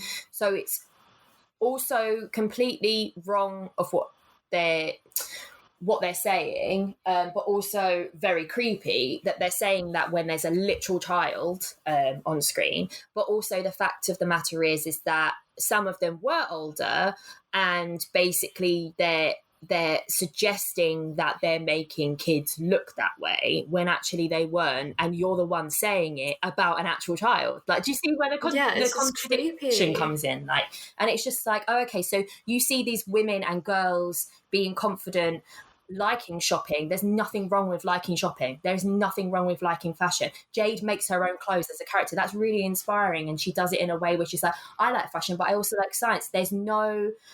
I think it does it so well where it's just like takes the stereotype, flips it, and then flips it over again, because it's saying, because sometimes they have girls like boy stuff too, and it's like you're kind of just repeating the point of like people have to fit in boxes. What this does really well is say people who like science and people who like shopping, those interests are equal because they make that person happy and they are passionate about it. And that's what I think this did really well. And I think that's what pissed people off. I say that about everything though. I say everything made for like teenagers, especially like teenage girls, is absolutely ripped apart. Like Twilight, even now like TikTok, all of that kind of stuff that like, and it's that like influencer culture as well, where like young women have found a way to make themselves like a business, money, make themselves successful, and like people cannot stand, like men cannot stand to see that on screen. And I just think that like specifically because this was 13 years ago, people have very much taken like offense to something that is so, as you say, like inoffensive. I just can't. You make a really good point how you could, because the point you've said about and linking to things like TikTok and stuff is women having agency, and it's stepping out of the box of we are not here to do what you think our role is, and we're not here for your gaze. We're doing our own thing, and people are like, well, I think that you look like a slut then, is essentially it's what they're doing. It's just crazy. Absolutely crazy. It's just so it's weird. so reminiscent of the time period as well, like that Billie mentions as well, like being 2007. It came out the same year as I Know Who Killed Me, and we talked very briefly in that episode about Lindsay Lohan's personal troubles and the way in which they were presented to like mainstream media. And going on at the moment where we're in February, there's been all of this Free Britney movement and a lot of re-examination of the way Britney Spears was treated coming up as a young teenager, and how she was treated even in 2007 when she had her personal breakdown, and how that was presented to the media. And it was just the case that it was totally fine in a film that has nothing to do with sex whatsoever. It's one of the like most PG films I've ever seen. There's maybe one on the lips kiss, and then all of the other romantic interests are like a cheek kiss in the last closing minute. It is such a wholesome film. And like people think it's completely fine in that time period to start talking about being slutty or not. Like, number one, that's not cool anyway, but I just can't think of another film that has less reason to be examined in that way. I'm really mad about this. See, I told you we were going to change your mind about like, I still didn't love it as a film, but I don't think it deserves that vitriol. Like, I'm like, that's not cool. I'm angry now. Absolutely not. Yeah, it makes me mad. We haven't actually touched on Rotten Tomatoes yet. As you can probably guess, Billie. Billie's face. The critics are is low. The critics is 10%. The audience is 46 though, so the audience know where it's at. And the consensus is full of mixed messages and dubious role models. Bratz is too shallow, even for its intended audience. But I just can't because I've read through those reviews, and again, they're all men, or there are some women like I mean, I'm going off of names. I don't know like the genders specifically, but like from what I can see, like, teenage girls are not logging on to Rotten Tomatoes being like, I'm logging my 100% rating because I know how to use the internet. I don't. I'm like 11. So I know what Rotten Tomatoes was. So, like, the people who are coming on to do these things is like, and again, it goes back to like the stereotypes that we see even in like 2001 with Legally Blonde. Yeah. Like, they can't wrap their head around the fact that like a woman who likes things that are traditionally feminine are so unprogressive and they're doing nothing for the feminist movement. And it's like, no, it's like exactly what it's about. It's like embracing all parts. And there's like a review in there that's like, oh, they solve all their problems by going shopping. I was like, there's like 2 shopping scenes in the whole thing. And they absolutely didn't. They solved it by working together and and sticking by their friends. So you just clearly were not watching the film and wanted to slag it off. And I agree with you, Billie. Like, take that review off. It is wrong. Barely even shopped in that sequence. They're just sitting in a nice area by the fountains. Literally just having a conversation, but like men see that and like, oh my god, we're shopping bags. Blah, blah, blah. It's like, some of us like to like clothes. I'm sorry about it. Like, do you have daughters? Do you have wives? Also, like clearly you're not. allowed to like it too. Like, maybe you just want to like it and you feel like you can't. Like, this is the film to tell you that you can. You can like shopping. Yeah, like everyone can do what they want. Just it's just so bizarre to me. Yeah, because I don't know. I feel the same way about things now. Like, men always have to see like women suffering to like think it's a valuable piece of art. And it's like, maybe we just vibe and like go through the day. Want entertainment, or like literally to feel joy, or to like laugh, or that's valuable. It's the same with like romance movies, everything. It just makes me so mad that like there are so many romance movies on Rotten Tomatoes that I love that have the poorest rating, and I'm like, I think this is a great piece of like art, not just like I'm enjoying this for like the beautiful people. I think it's art. And they're just crushing it. I don't know, it's like, at what point do people just get to live on screen and it doesn't have to be like this suffering?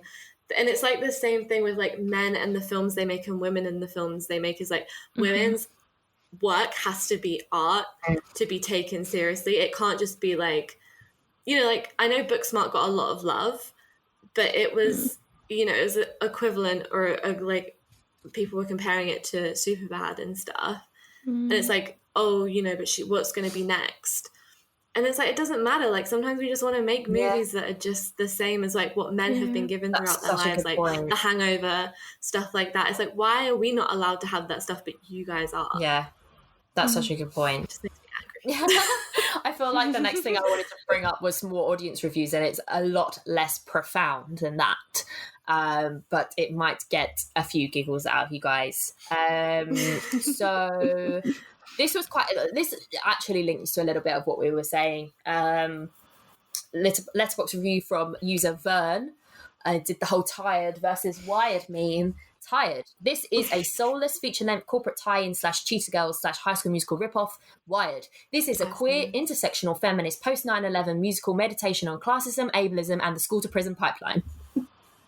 Yes, the original anti-prison movie. Yes.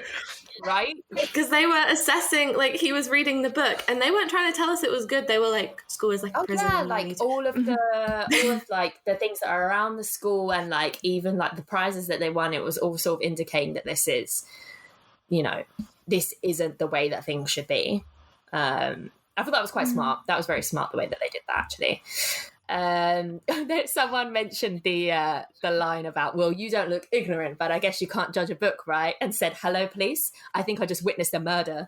Can't believe Bratz ended bullying forever, and the songs low-key slap. The Razzies are just haters. Agreed. It's true. So another little fun thing we did in preparation for the podcast is that I found a "Which Bratz Are You?" quiz, which I did, and then sent to the ladies. I know what Claire got. I don't know what Billie got. I'll kick off. I was very pleased with mine because I got the lovely Jade. I thought you would. The description is, okay, so you're Jade. You've won. You're fit, super clever, and creative. It's absolutely not fair. Save some for the rest of us, okay?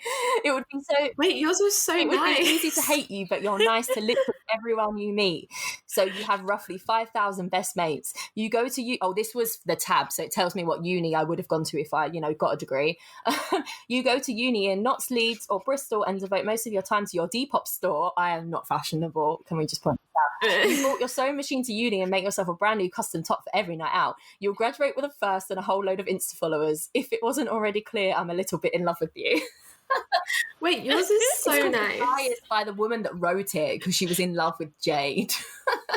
Okay. Oh, wow. That makes sense. Claire, It who boosted did the you ego get? a little bit. But I wrote the answers, you know, so it's biased. I didn't write the answers, I chose the answers. Mine was really harsh, so Really I wonder if Billie got the same as me, because mine was so Maybe. harsh. I got Yasmin. Me too! Right, and so I was so upset, not just by the harshness, but it's also horrifically true. So the description, sorry, but you're Yasmin. She spends the film moaning about being shy and not being able to sing in front of people. I do constantly moan about being too shy and awkward to talk to people. You're definitely a big front crier, correct, all the fucking time, and probably study psychology or geography somewhere like York. I went to York St John University.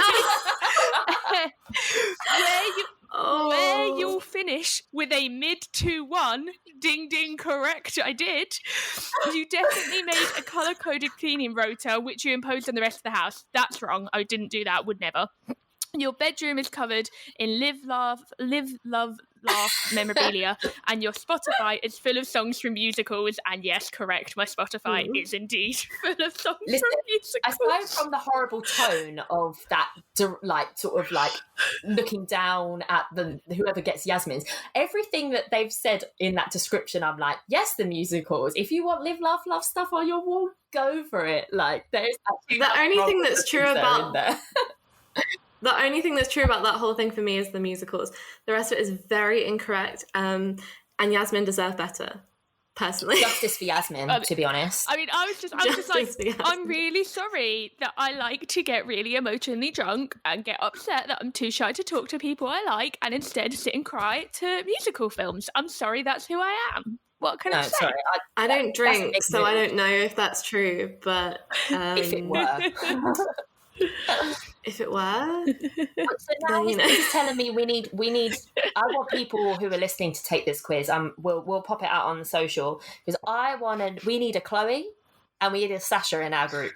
Mm-hmm. We can have two Yasmins. That's cool. But we need a Chloe and a Sasha to round it out. So let us know. Take the quiz. Let us know who you are if you want to join. We're taking applications. Yeah, our Bratitude clique.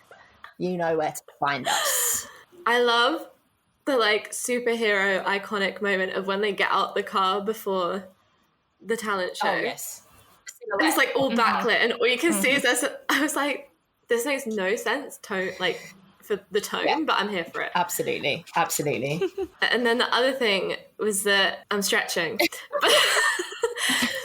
I think it teaches people that they have to be close to the issues that they care about and that they want to change, because they brought in the other cliques to explain how these things is you've known this and now I'm going to show you a new way of living. Yes.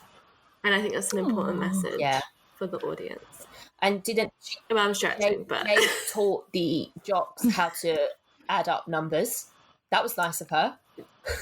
Yeah, using football method. She was like, I'm going to use something that you understand. Yeah. Which makes it more complicated, but yeah. To be fair, it actually made more sense for me. Oh, yes, because I was like, okay, I got this. I love that. Touchdown, yeah, I got that. Absolutely. I'm going to put the soundtrack on afterwards. Claire, can we have one of the songs on the pod? Your choice. It's not we'll have it. It's the best one. It might have to be Bratitude though. It did nothing for me. Because it's the theme. I was genuinely chuckling at all the different words that they rhymed with Bratitude. I was like, wow, the lyric writer is just so fucking chuffed with themselves. I've got another one and another one. And say how many words can you rhyme with Bratitude and see who can get them all. So guys, I want to know what your rating of this film is. Whether also whether you think it deserves to be on the bottom 100. Billie, let's start with you. 5 stars and no. What? I was not expecting that. 5, Period. 6 stars, bonus. 5 stars. And iconic. No. Bottom 100 films of all time. I think of all the films that have been made, and I'm like, Bratz, really, no. Fair play. I can't say I'm surprised, but I'm glad to hear it. At least I'm glad that there's a film on here, because this is the whole point of the podcast, right? We're exploring these films. These are people's opinions that are putting them on there. So why should we not have our 2 pence too? Claire, what do you think? So I'm going to go with 2.5 because that sounds harsh, but for me to get 3 stars, I'd have to want to rewatch it. And I just can't see myself ever revisiting this. I just don't see myself thinking, I want to watch Bratz again, which is a shame. This podcast has made me think maybe I should have watched it twice because maybe I was overly harsh. But yeah, to get the 3 stars, you have to be something that I would want to sit through a second time. That being said, whilst it would be on the lower side of like high school films for me, if I like did a ranking of every high school movie ever, which my God, how much do I want to do that now? I think if I did do that, this would definitely be on the low side of it. But I was surprised to see it on the list, and I don't think it really deserves to be there. It's by no means a perfect film. It's a fine film, I think, is where I would realistically say.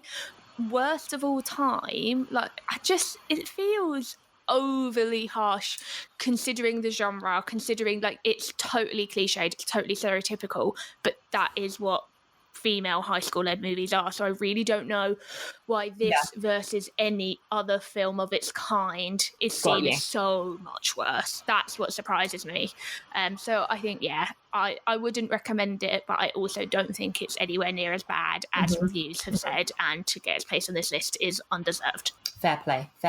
I came in here with a 2.5 as well, but I'm going to change mine to a 3 out of 5 because I originally gave it 2.5 because there were things that did bug me about that, like performances and certain things that were a little bit jarring. And I didn't, as much as I enjoyed it, I didn't feel like I could give it a 3 because of the other kinds of films that I've given a 3. But now we've spoken about it, I actually find myself wanting to watch it again. And I don't think that you can give a 2.5 and also really want to revisit it quite regularly and show your friends. So I'm going to go with a 3. Yeah. I definitely don't think it should be on the bottom 100. It may increase on rewatches. I definitely think it's going to increase. Exactly. I think it's going to be like one of those ones where I'm just like, reminder, my ratings are entertainment purposes. 5 stars, like as opposed to technical, but like why not? Like, why shouldn't your ratings be that? Like it's subjective at the end of the day. So yeah, looking forward to rewatching. 100%. I don't think it should be on the bottom 100 because there's so many other, the same that we spoke about the Flintstones. There's so many other worse films. I think this has got a bit of a raw deal, to be honest. And I think, as we've touched upon, it is because of the subject matter and the rampant misogyny in the world. But we didn't touch on, which actually I think may also be one of the reasons, is that it is technically, and I know one of the reviews touched on it, like a cash grab from a toy company to make more money. That is probably some of the reason it pulled up maybe more than other films of a similar genre, is because of that kind of, you're just a toy company, stay out of our films. Yeah, very, very good point. Just the toy company. Do you know what's interesting? It's that usually when there's this kind of film that's based on something, I do look at it through the lens of, is this really capturing the essence of what this is? And I didn't feel myself critiquing it in that way. I just felt it. I was just like, yeah, this is part of the Bratz brand, and I feel like it sits within that brand without it being a cash grab. Obviously, everything's there to make money. It's a business. But I didn't sit here going, they've really tried and they've failed, or, you know, dissecting it. It just felt, it had the same vibe. And considering they're humans based on dolls, which have features that are not, would not fit on their face. Their eyes are so big and their lips are so big. And they didn't do that to the girls, obviously. Yeah, I think it's good that they managed to do that. This was actually meant to be originally an animated film, and I don't know if you guys remember Billie specifically, but they did do an animated TV series and a few films as well. I remember seeing the animated TV series on TV. No, I didn't watch the series, but I remember like seeing that they were supposed to get it out again. Cool. I just said that I remember like seeing them talk about it was going to be animation. Right. I think that was on my notes. Yeah. But I just, I'm grateful that they decided we got you know, they were going to have people. But actually, something that I'm now worried about is Greta Gerwig's Barbie movie. Is it going to get the same treatment? Did I know about this? This seems like news. It's everything. Her and Noah are changed writing it. hands a lot. Like, it's had a lot of people attached to it, but they are still currently the ones attached. So, like, originally it was going to be Amy Schumer, then there was Margot Robbie attached for a bit. She's attached still, but to be in it, I think. Interesting. I feel like that slipped by me. I did not know about that. That will be very interesting in the hands of those two. I'll keep my eye out for that one. Is it in production? It's just in production at the moment, so there's no like release date or anything. No, it's something that they like had attached themselves to at the end of the last award season that they were like involved with. And then because it's such a big scale production, I imagine they'll have to like wait due to everything. Yeah. And Noah's making another film this year. Right. So this could be like next year, 2 years, 10 years, we don't know. Oh, we should look out for it as well as campaigning for Bratz 2. So I think the overall consensus is that we're saving this film. I know, Claire, you wouldn't necessarily recommend, but you don't think it would be on the one. So congratulations, Bratz. You have been saved by us, which I'm sure is held in really high regard. So as you'll know, every episode we like to also chat a little bit about the films that we love that are related to the episode, the film that we talked about this episode. So we talked about rom-coms before, and today we are going to talk about high school films, films based in and around high school, as Bratz was. We've come up with 5 each, me and Claire, and then Billie's going to share some of her favourites as well. We're going to take it in turns and see if we've got any that we share, but then also if there's any new ones that maybe neither of us have seen before or that we disagree on. So Claire, do you want to kick off with your first? Now, are we doing them in order or are we just doing... I'm just doing them at random. Don't make me now. Like, it's taking me so long to narrow it down to 5. Don't make me rank them. It was just a question. I'm sorry. Go ahead. What's your first choice? I take High School Musical movies very seriously. So the first one, I'm gonna go for one that I know you have as well, which is Clueless. I mentioned it at the kind of start of the pod. Yeah. It started off this genre wave. It is an iconic classic. Like, I think it is an almost faultless movie. Absolutely. Couldn't have said it better myself. I think you're right. I think it's pretty much perfect. Obviously it's based on an adaptation of is the adaptation of Emma. Mm-hmm. But they, people who know that story or don't know that story, both people like can appreciate it from both angles. I think it's incredibly smart. I think I actually want to do you know what? I found my old I found my Clueless review that I did when I was looking for what High School Musical I keep saying High School Musicals are the high school films to talk about, and I think it kind of it's quite short, and it does rent free, my friends, except I pay them because I pay Disney Plus. It kind of encapsulates what I think about it. So I just basically talk about how Cher isn't perfect. That's what makes her likable. She's completely herself. She goes shopping when she needs cheering up. She balances buns of steel with learning a new word every day. And, she's a 15-year-old girl. She's not perfect, but she does a lot for her friends and society. And, you've got the male characters also see, like Josh and Travis, also seeing the girls as strong idols to love and share things with, compared to characters like Ethan. Share medals, as with all comedies, that kind of creates the comedy caper. So that's really fun. But basically, just adore the whole aesthetic, and it's got strong female character, themes of self, sexuality, friendship, family, and love. It's just a wholesome, fantastic classic of a film, I think. Amazing. How could you say any more than that? There you go. And that's that. Okay, so yes, I had Clueless as well. My second, it's my first choice that I'm saying, but the next film that I had on my top 5 was Booksmart. I don't know, have you seen this film? Yeah, I loved Booksmart. Unfortunately, I don't think it's a faultless movie. I have one problem with Booksmart, which is the only... It's really upsetting because otherwise Booksmart could be a perfect movie, but just there's one issue. But tell us why it's amazing for you. Well, I saw it in the cinema. I didn't know a ton about it. I don't even think I'd seen the trailer.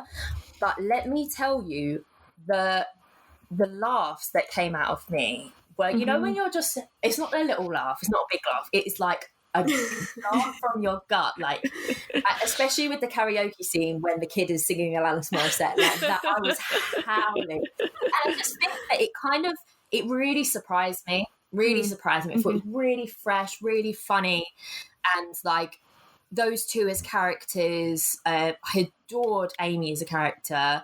But yeah, I just think it's a lot of fun, really fresh. And the soundtrack, my word, I think the soundtrack is one of my favourite film soundtracks ever to exist. I listen to it constantly on repeat. So yeah, that's what I think about Booksmart. It's amazing. It's one of the best cast films. Like, there's not a bad player in the bunch. What was you going to say? Didn't like about it? I don't like the student-teacher hookup storyline. I just think it's a really outdated trope, and it's quite upsetting. And it's such a modern film, and it's so empowering as a film. And I just think that storyline lets it down and stops it from being a perfect film. And I think it is really sad because everything else is so great. Explain it away by saying that he got held back, but it's just like, yeah, but he was still a student there when she was a teacher, and there was still that trust and like power dynamic. And also that she was a woman instead of like a male teacher, and I feel like they were trying to justify it. It's like, it makes it no better. Exactly. Fair play. Different one for me. I'm going with one that isn't as well known, Jawbreaker. So it is a Rose McGowan film that came out in 1999. So we all have learned how much I love Lindsay Lohan. Someone who I used to love more than Lindsay Lohan was Rose McGowan. I was a creator of a fan site, a moderator of forums. I went to conventions. Like, I was incredible. She lived a whole life. Yeah, like literally from the age of, so she came into Charmed when I would have been about 13, pretty much from like 13 to 17 when I went to, like 18 when I went to university. Like, it was all Rose all the time. Went out of my way to like find any movie she'd been in, would watch any show appearances. Like, yeah, it was, did a lot of work on Rose McGowan. So Jawbreaker is probably her finest film, and it follows 3 high school queen bees who prank each other on their birthdays, and they accidentally murder the 4th member on her 16th birthday. And so the rest of the film is them covering up her murder. So they gag her with a jawbreaker, so that's why it's called Jawbreaker. Right. And it chokes her. So then they spend the rest of the film using like high school queen bee politics to cover up the murder. And it's really good. It has quite a few similarities, actually. There's a few things in it that are a little bit similar to Mean Girls in certain ways. Right. Like Regina George from Mean Girls is very similar to Rose McGowan's character, Courtney Shane. But I just love it. It means a lot to me. It's the first DVD I ever bought. It's really fun. Like, highly recommend it. I'm not sure where it's streaming because first DVD I ever owned, still own it. But like, yeah, definitely recommend that one, and not enough people know about it. But the people that do seem to love it, which makes me happy. I've not heard of it before, so that's been added to the watch list. The next one I wanted to bring up is one that is really new. So it's quite the opposite to your last one, Claire, where I don't have a massively sort of like long relationship with it. And I haven't actually rewatched it that much since I've seen it, but it just had such a big impact because I thought it was just lovely, for lack of a better word, just lovely. And it's To All the Boys I've Loved Before. No. I really didn't think that it was going to be my thing. And I watched it on Netflix and I just loved the main character. I thought the way that they had created the relationship between her and her love interest was really nice. And it was just really warm and fuzzy and just fun. And the kids felt like they were at high school as well, which is one thing that sometimes I feel like takes me out of that a bit when they clearly are like mid-20s. And, you know, they are older. They embody that sort of like kid in a high school sort of age.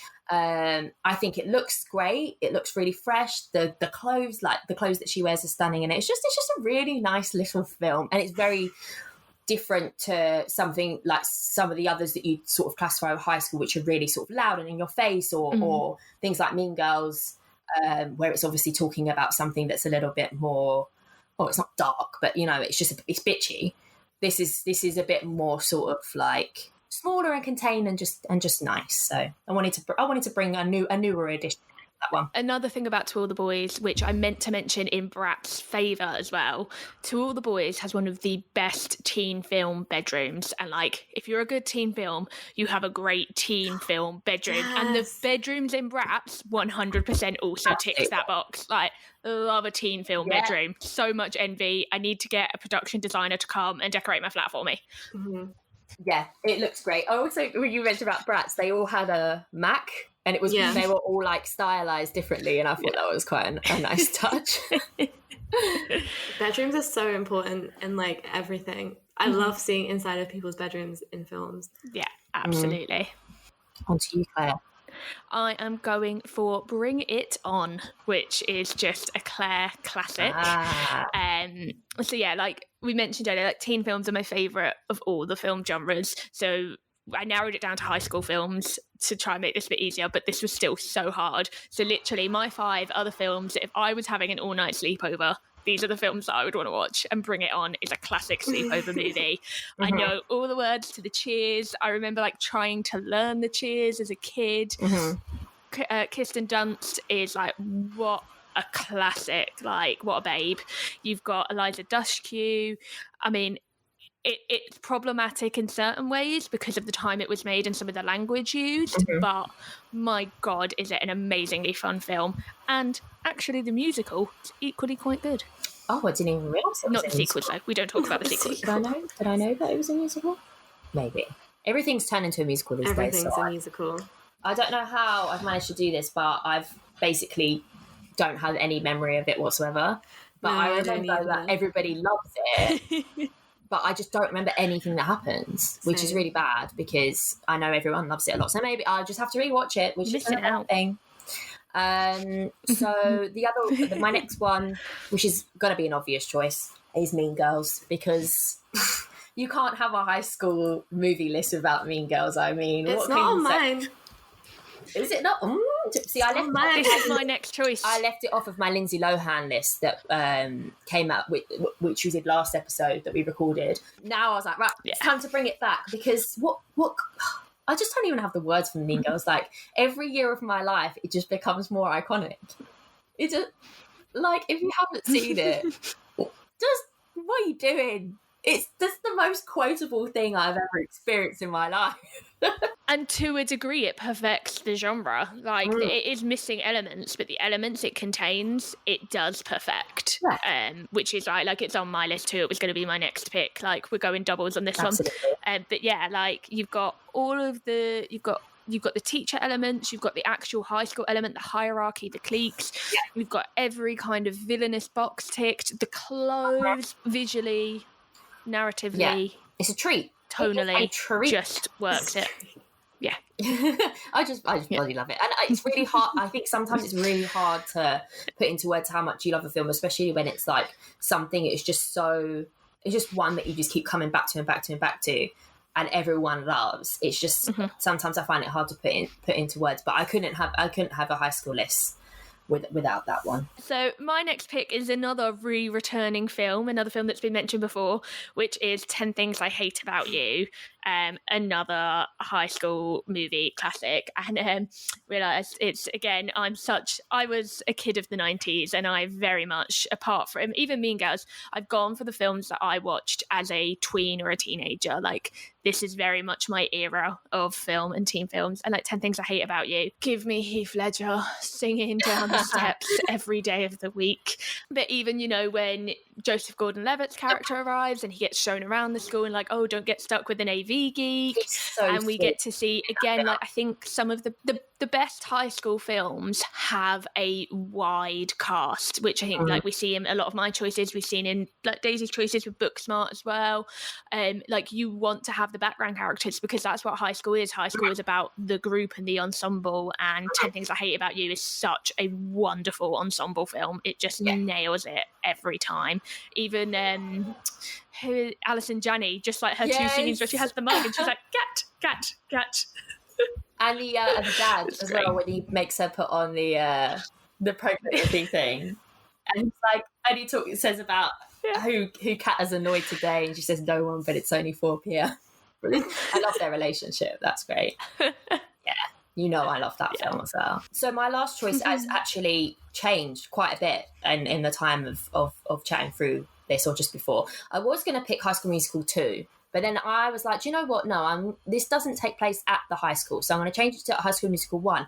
But then I remembered the existence of John Tucker Must Die. And I bloody love this film so much. John Tucker Must Die is like one of those films that was just like always chosen for like whenever we stayed around each other's houses, like in my friendship group when we were like 15, 16. So we were at that point we were like, right, let's watch horror films and let's watch like films like that. We don't want to watch like fluffy, happy things anymore. And John Tucker Must Die was just one of those ones that we always watched. It was just like, yeah, this is kind of like high school, but like dirty and like raunchy and funny, and just like, it's just so much fun. And the four ladies that lead it, brilliant. Jessie Metcalf just does a fantastic job, and Penn Badgley is great in it as well. Like again, like you said, like, all of these are such strong ensembles, and the cast makes these fantastic. And John Tucker Must Die just has so many set pieces that just work as little sketches of their own, and I think that's what makes it work so well. And it's been so long since I've seen this, so I hope it's on streaming somewhere, because I need to watch it now this weekend. So me and Claire have spoken through our top 5. Billie, did you want to share any of your favourite high school films that you have? I don't have any of the same of what you said. That's good. And I feel stupid because I'm like, yeah, of course Clues, of course Mean Girls, but I'm panic picking here again. No, don't worry. It doesn't matter. You don't have to live by this list for the rest of your life, honestly. I think I have got like insight into your brain. So my first one was Perks of Being a Wallflower. But I think it's so great because like it was written and directed by the book was by Stephen Chbosky that did all of it. And so like for me, I just remember like, I don't know, if you're a certain kind of teenager who grew up in a certain kind of like town, like it was like the thing. Yeah. So that was like one for me. Also, of course, Lady Bird.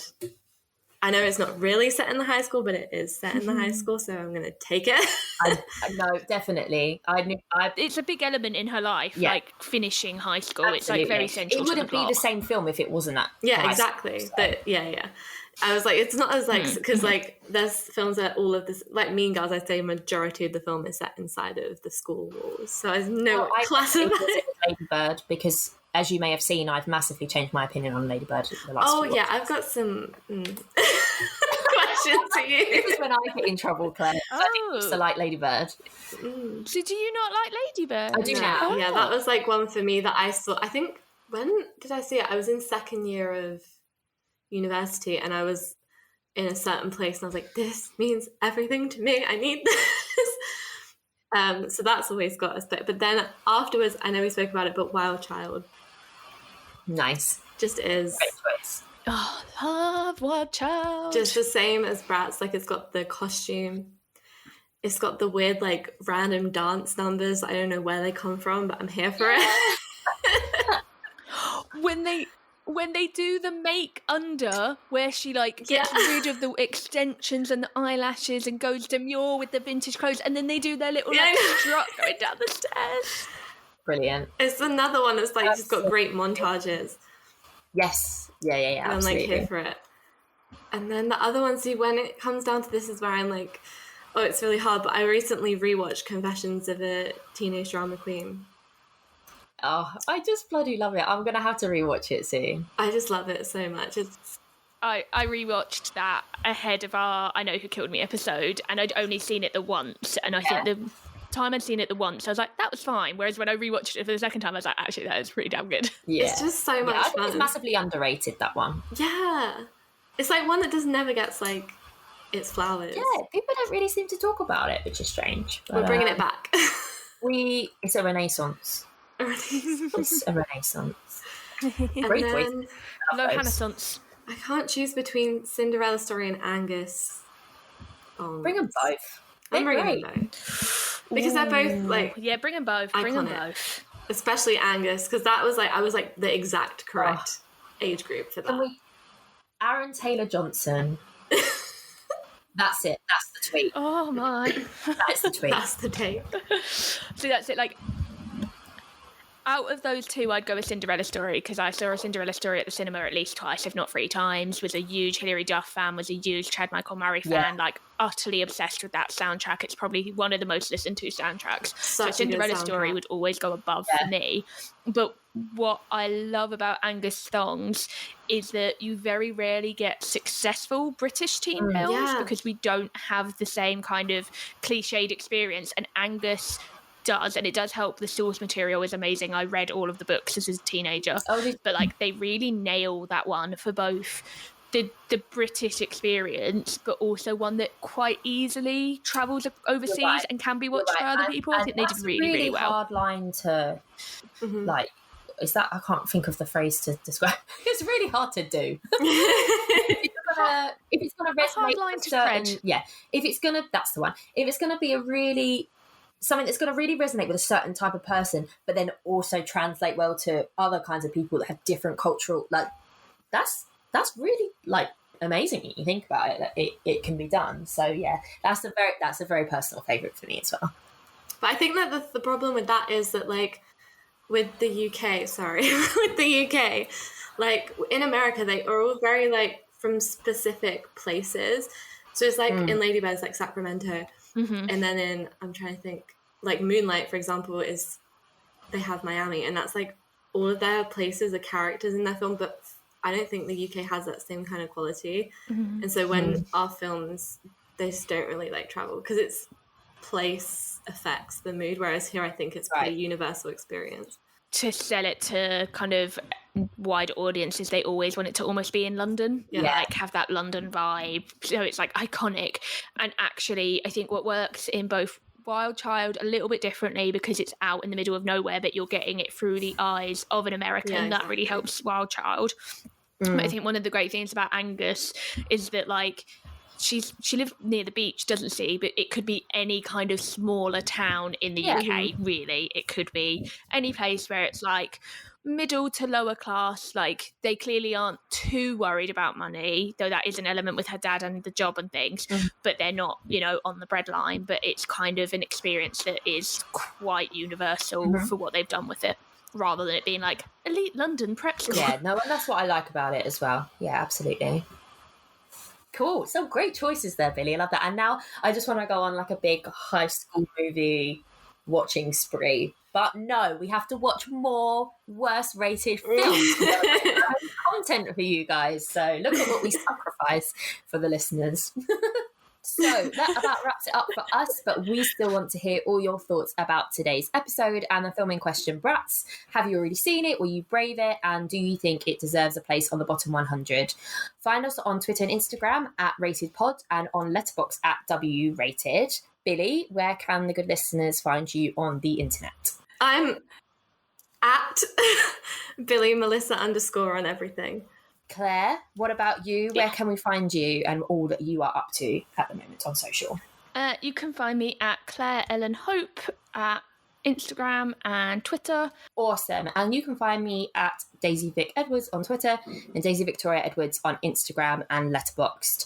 Thanks for tuning in, everybody. We are so grateful for you guys listening to the podcast. If you enjoy listening to the podcast, please do give us a follow or subscribe. And if you're feeling generous, a rating and a review as well. We hope you can join us for the next episode where we explore our next worst rated film with another special guest. See you then.